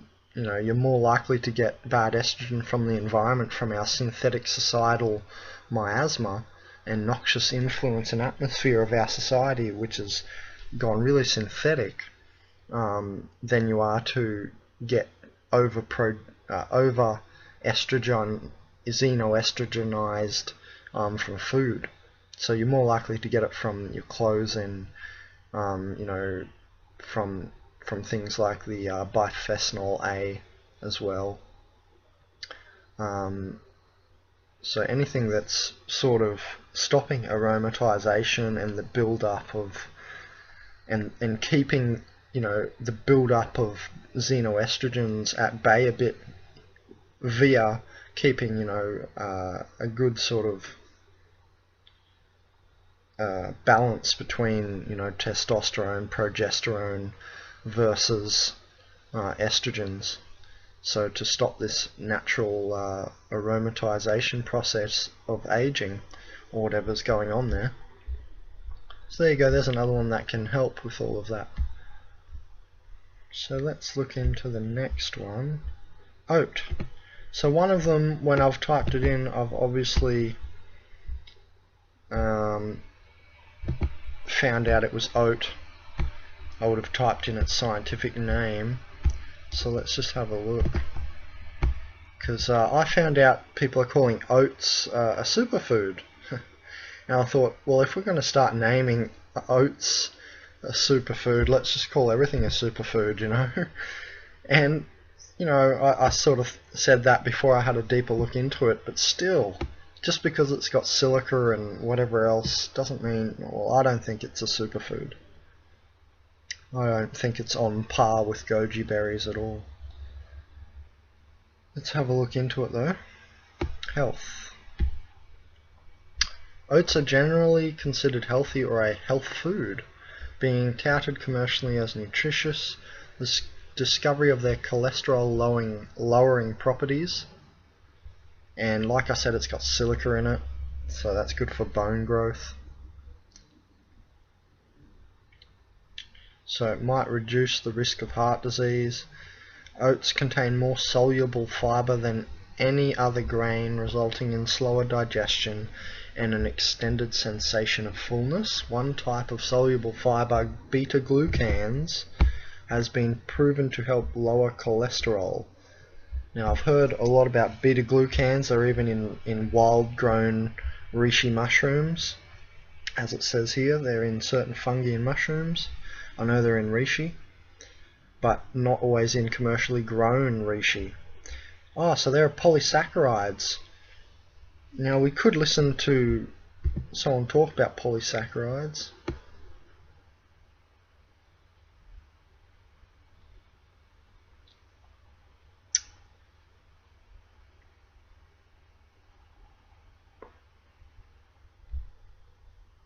Let's just have a look.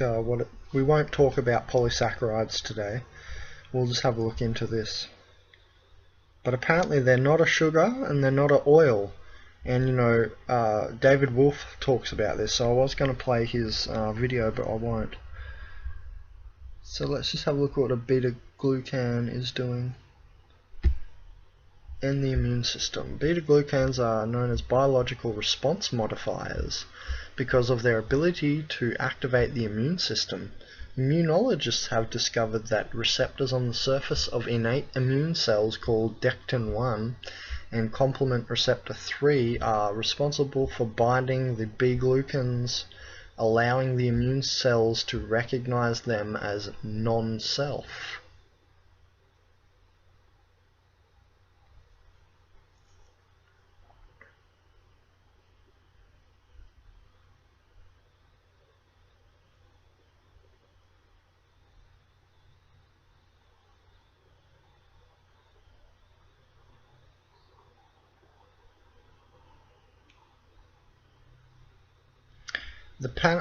On the basis of the data available, the panel concludes that a cause and effect relationship has been established between the consumption of beta-glucans and the reduction of blood cholesterol concentrations. Regular consumption of beta-glucans contributes to maintenance of normal blood cholesterol concentrations.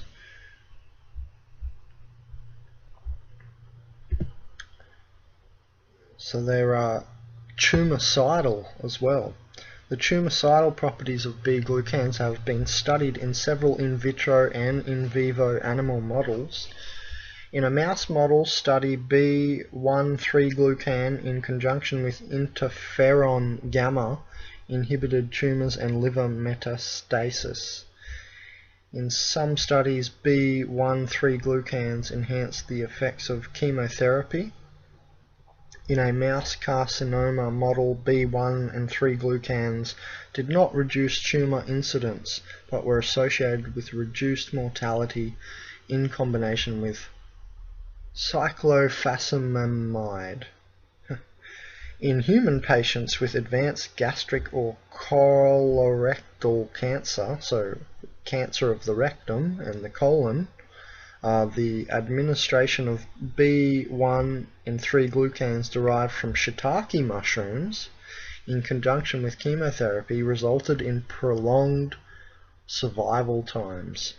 So they have anti-tumor effects, prevention of infection. We're not going to read all that out. So they prevent infection of some sort. We're not going to have a look into that.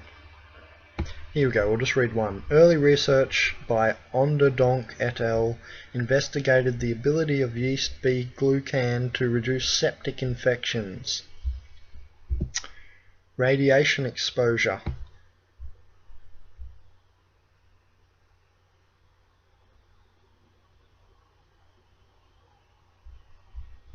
Allergic rhinitis. The disease is caused by a LGE-mediated allergic inflammation of the nasal mucosa Orally administered yeast glucan decreased levels of IL-4 and IL-5 cytokines responsible for the clinical manifestation of this disease. So that sounds like an autoimmune disease.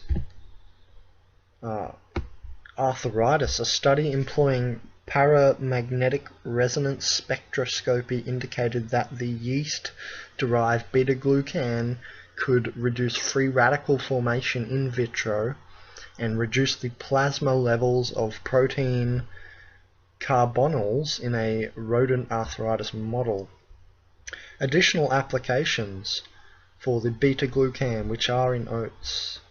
Consuming certain cereals and edible mushrooms decreases the levels of serum cholesterol and low density lipoproteins, leading to the lowering of atherosclerosis and cardiovascular disease hazards. Let's go back to oats though. It's got protein, globulin or legume-like protein, vanillin as the major 80% storage of protein.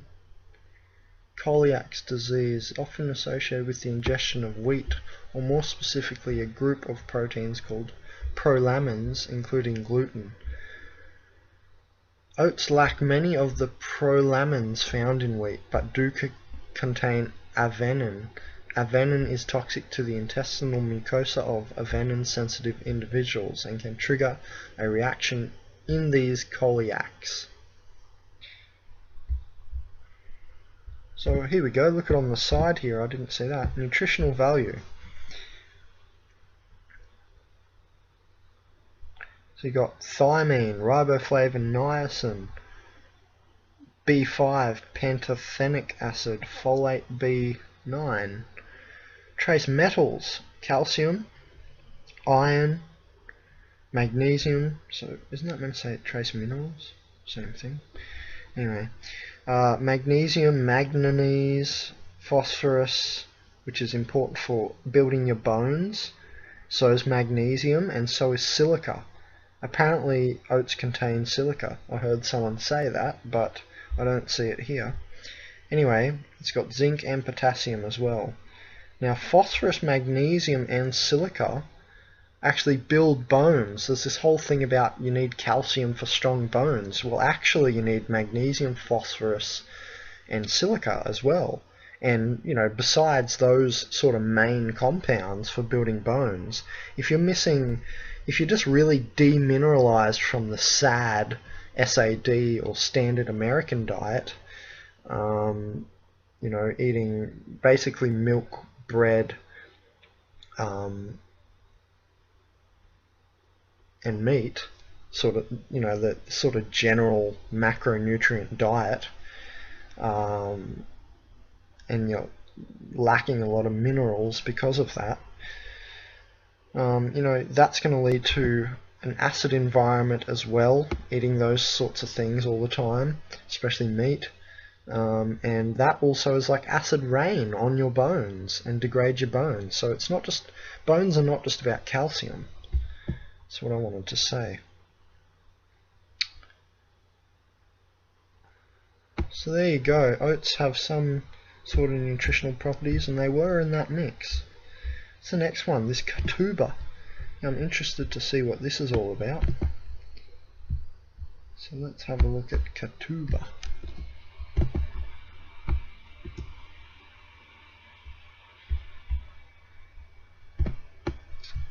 Get out of it. Okay, Katuba is used to heighten sexual arousal and treat male sexual performance problems.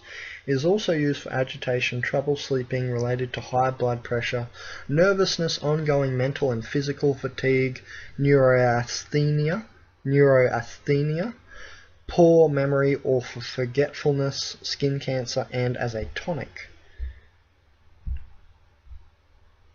Warning during pregnancy. Treats anxiety, possibly exhaustion, fatigue, sleepiness, nervousness. So, let's Google Katuba.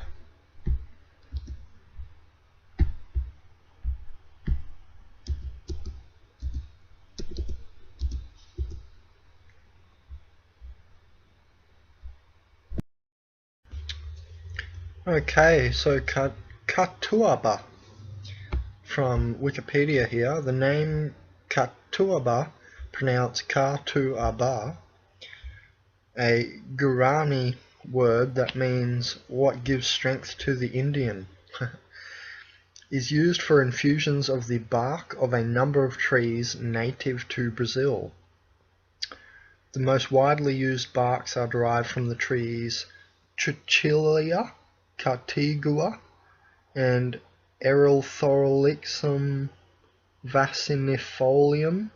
Other Katuaba preparations use the bark of trees from the following genera of families: Anemopegma, Lex, Micropholus, Phyllanthus, Secundatia, Tetragastrus, and species from the Myrtaceae.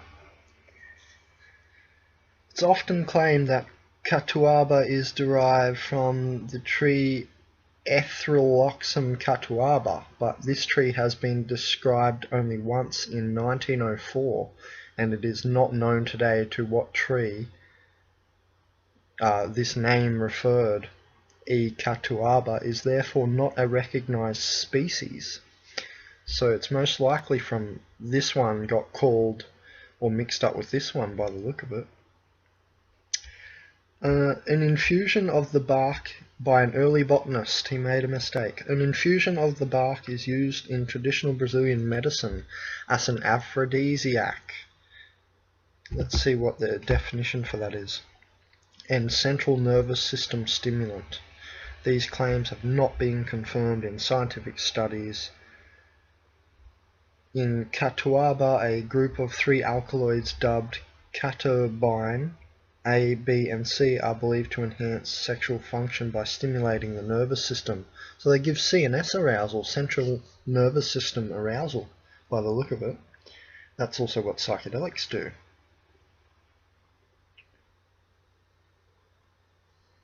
A study by Manabe et al. 92 showed that Katuaba extracts from Katuaba casca, or Erythroxum catuaba R.cam, were useful in preventing potentially lethal bacterial infections and HIV infection in mice. Wow. Katuaba bark and preparations are sold as aphrodisiacs and remedies for erectile dysfunction in health food stores and through online retailers. Katuaba extract is also used as a food flavouring in British traditional cola drink, manufactured by Vitamin Curiosity Cola. So there you go. There's all the references.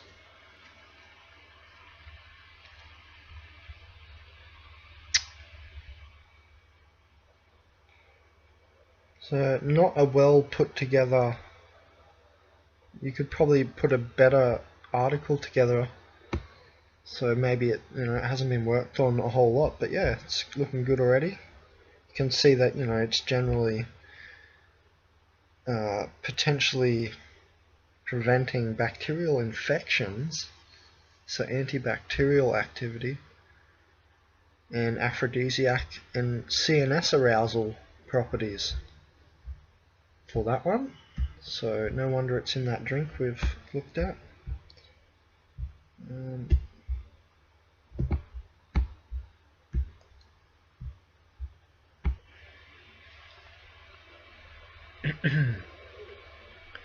So, moving on to the last ingredient that I wanted to research, because I didn't know of this before, so to speak. Muria puama, Lyrosma ovata. Muria puama benefits. Muria puama is known in some circles as the Viagra of the Amazon, and in fact many people now consider it the new Yohimbe, but with considerably less side effects. Muria puama is one of the most active botanicals with a long history of traditional use.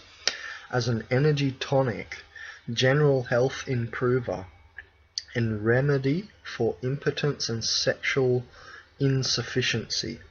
It is known in some circles as the Viagra of the Amazon, and in fact many people now consider it the new Yohimbe, but with considerably less possible side effects.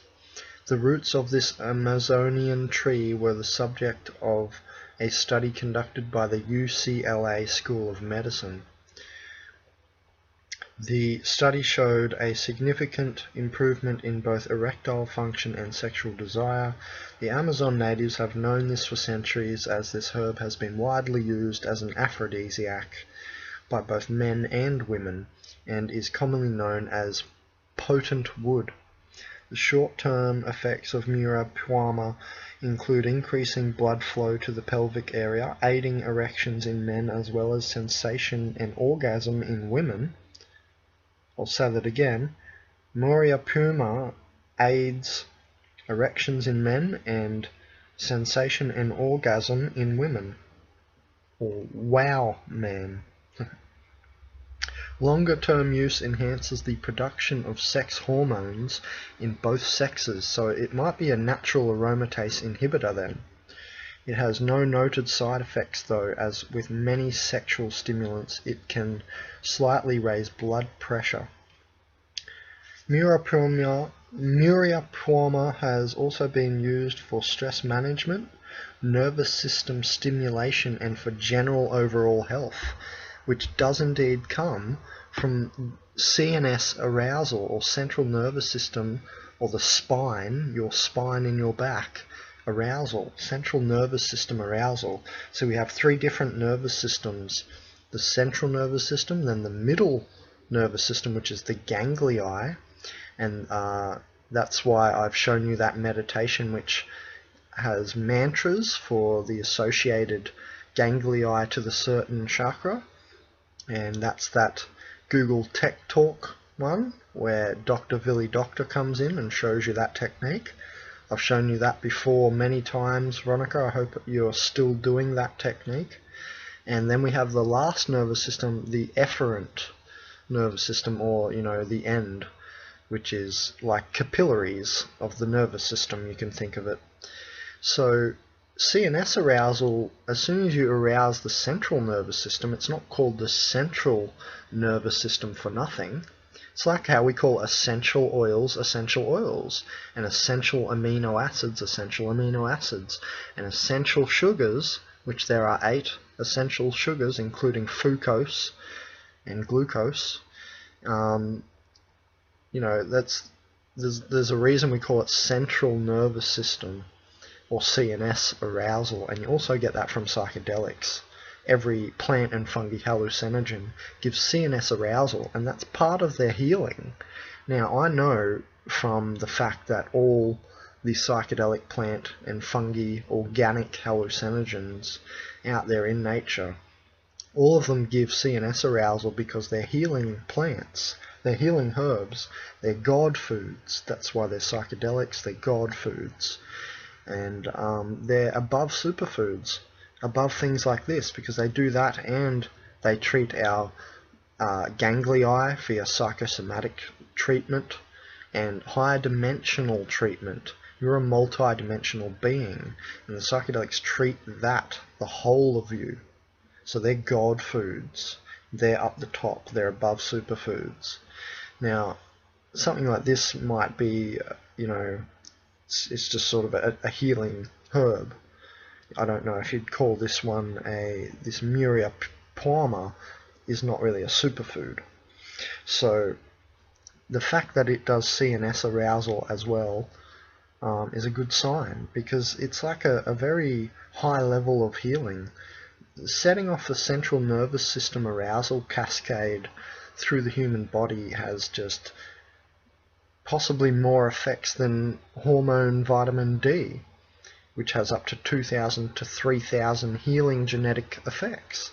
Well, when we arouse our central nervous system in the future, when the science is built up around this finally, I will bet you that it's got more, if not the same, as vitamin D interactions of healing genes, because it's the central nervous system. You can treat everything from the hormones, which are master switches themselves, the whole endocrine system, the whole gland or fake chakra system, and they work in unison with chakra energy. So when you get CNS arousal from any plant, whether it's a psychedelic hallucinogen or this Muria puma, it's a great thing, and it's a tantric healing, because remember, tantra is sexual sort of healing. So something like this Muria puma and all the psychedelics out there, they're very, very healing, because they start from that sort of area, which gives you the energy to pull it up. Gives you a lot of sort of Jing energy, primordial, lower Danjian energy. And then you can move that to the heart center and then the crystal room or the third eye area and create Shen and Wuji and Qi. So, the central nervous system is like a base treatment. It's like a basal healing, or a very whole healing. It's very inclusive, all-inclusive healing when you get CNS arousal or central nervous system arousal. So I would say this Muria puma is good, and also that obviously that tonic from InfoWars, filled with all of these substances and herbs we've just been through, actually is very good for you. And this is why I want to see more creation of these tincture tonics, as I call them, and see more apothecaries rather than just health shops, because the health shops looking a bit more like a normal sort of shop. It's packaged, commercially grown. We want more wild food, so we want to make our environment full of food then. Obviously that's why I have a food plant teaching series, which this video is mainly part of. I'll also put this video in the consciousazine.com playlist as well. And that playlist crosses over with the $30 Bandit. So that it's good to have all this knowledge in the background of when you're gardening. That's why I put this in the food plant teaching series, because if we can grow all of these herbs and make our own tinctures and tonics, there'll be no relying on the failing pharmaceutical societal doctor sort of system. This superstructure system that we have of outsourcing our health by saying, hey, Mr. Doctor, what's wrong with me? Instead of, looking into things on the internet first. A lot of people don't do that, when you can easily find, after a few days, you can see how you can really get your knowledge up at the same time as maybe finding a natural cure. So always go to the internet first, obviously. And, it's easier said than done, because sometimes when you're in the rush of everyday life and you've come down with something, you go straight to the doctor because it's quicker. But that's why I recommend not doing that straight away and looking into things sometimes. Obviously not if you've got some life-threatening condition, go to the doctor for now. But on the way you can be studying, and you'll build up your knowledge, and you'll know where to sort of look. When you build up your knowledge, you start to know, if something happens to you, where then do I look? And it might be omega oil related, or phytoestrogenic related, or xenoestrogenic related, or could be vitamin or mineral deficiency that's creating some problem that you've got. So you start to build up the knowledge, and when we can grow all of these, and you can take cuttings from your friends' gardens, bring them to your house, then you can start a garden, and we can really create a healthy, abundant earth. And that's the whole idea of the $30 Bandit food plant teaching series. It's like saying, hey, enough already. I've had to call myself a bandit, an outlaw bandit, for being able to plant plants in society. That's ridiculous at the start of it, at the face value of it. So, I'm going to keep continuing with this series because it's ridiculous when you can't even go out into the public places or public Queen-owned land and all this environmental saved forest, and you can't plant food plants and herbs. You know, we can grow an abundant environment. Okay, so the Latin name is Lirosma ovata. Common names: Muriapuama, Marapuama, Marapama, potency wood, potenzholes. Properties: aphrodisiac, anti-rheumatic, anti-stress, anti-dysenteric, CNS, central nervous system stimulant, nervine, neurasthenic and tonic. Indicated for improving psychological and physical aspects of libido and sexual function, menstrual cramps and PMS. Neurasthenia, tonifying the nervous system and for treating cases of mild exhaustion. It helps with gastrointestinal and reproductive disorder, stress and trauma. People interested in Muriapuama also read about these herbs: maca, horny goat's weed, damiana, Mexican wild yam, milk thistle, avena sativa, and that was that oats that we looked into. That was that name I was thinking about. Saw palmetto, saw palmetto is an extract derived from the deep purple berries of the saw palmetto fan palm, Serranoa repens, scientific name, a plant indigenous to the coastal regions of the southern United States and southern California. People who read about Marapuma also read about magnolia, which is a magnolia bark, or Magnolia officinalis, is a traditional Chinese medicine used since 100 AD.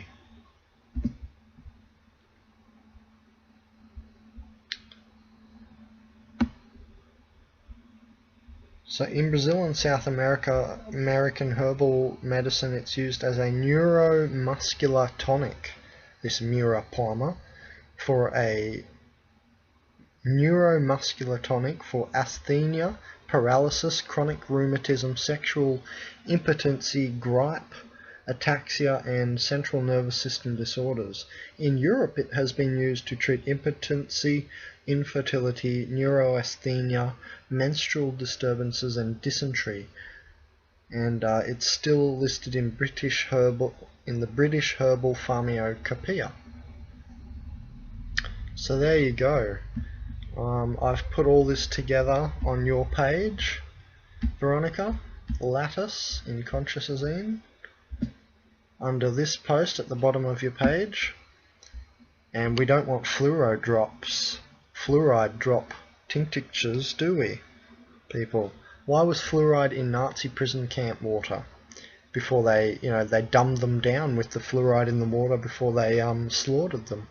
Why is fluoride a main ingredient in Prozac and SSRIs and sarin nerve gas? Why is it added to water supplies in the USA? Why doesn't anyone care? Well, because they're on fluoride. You don't care about the fluoride in the water because you're on the fluoride in the water.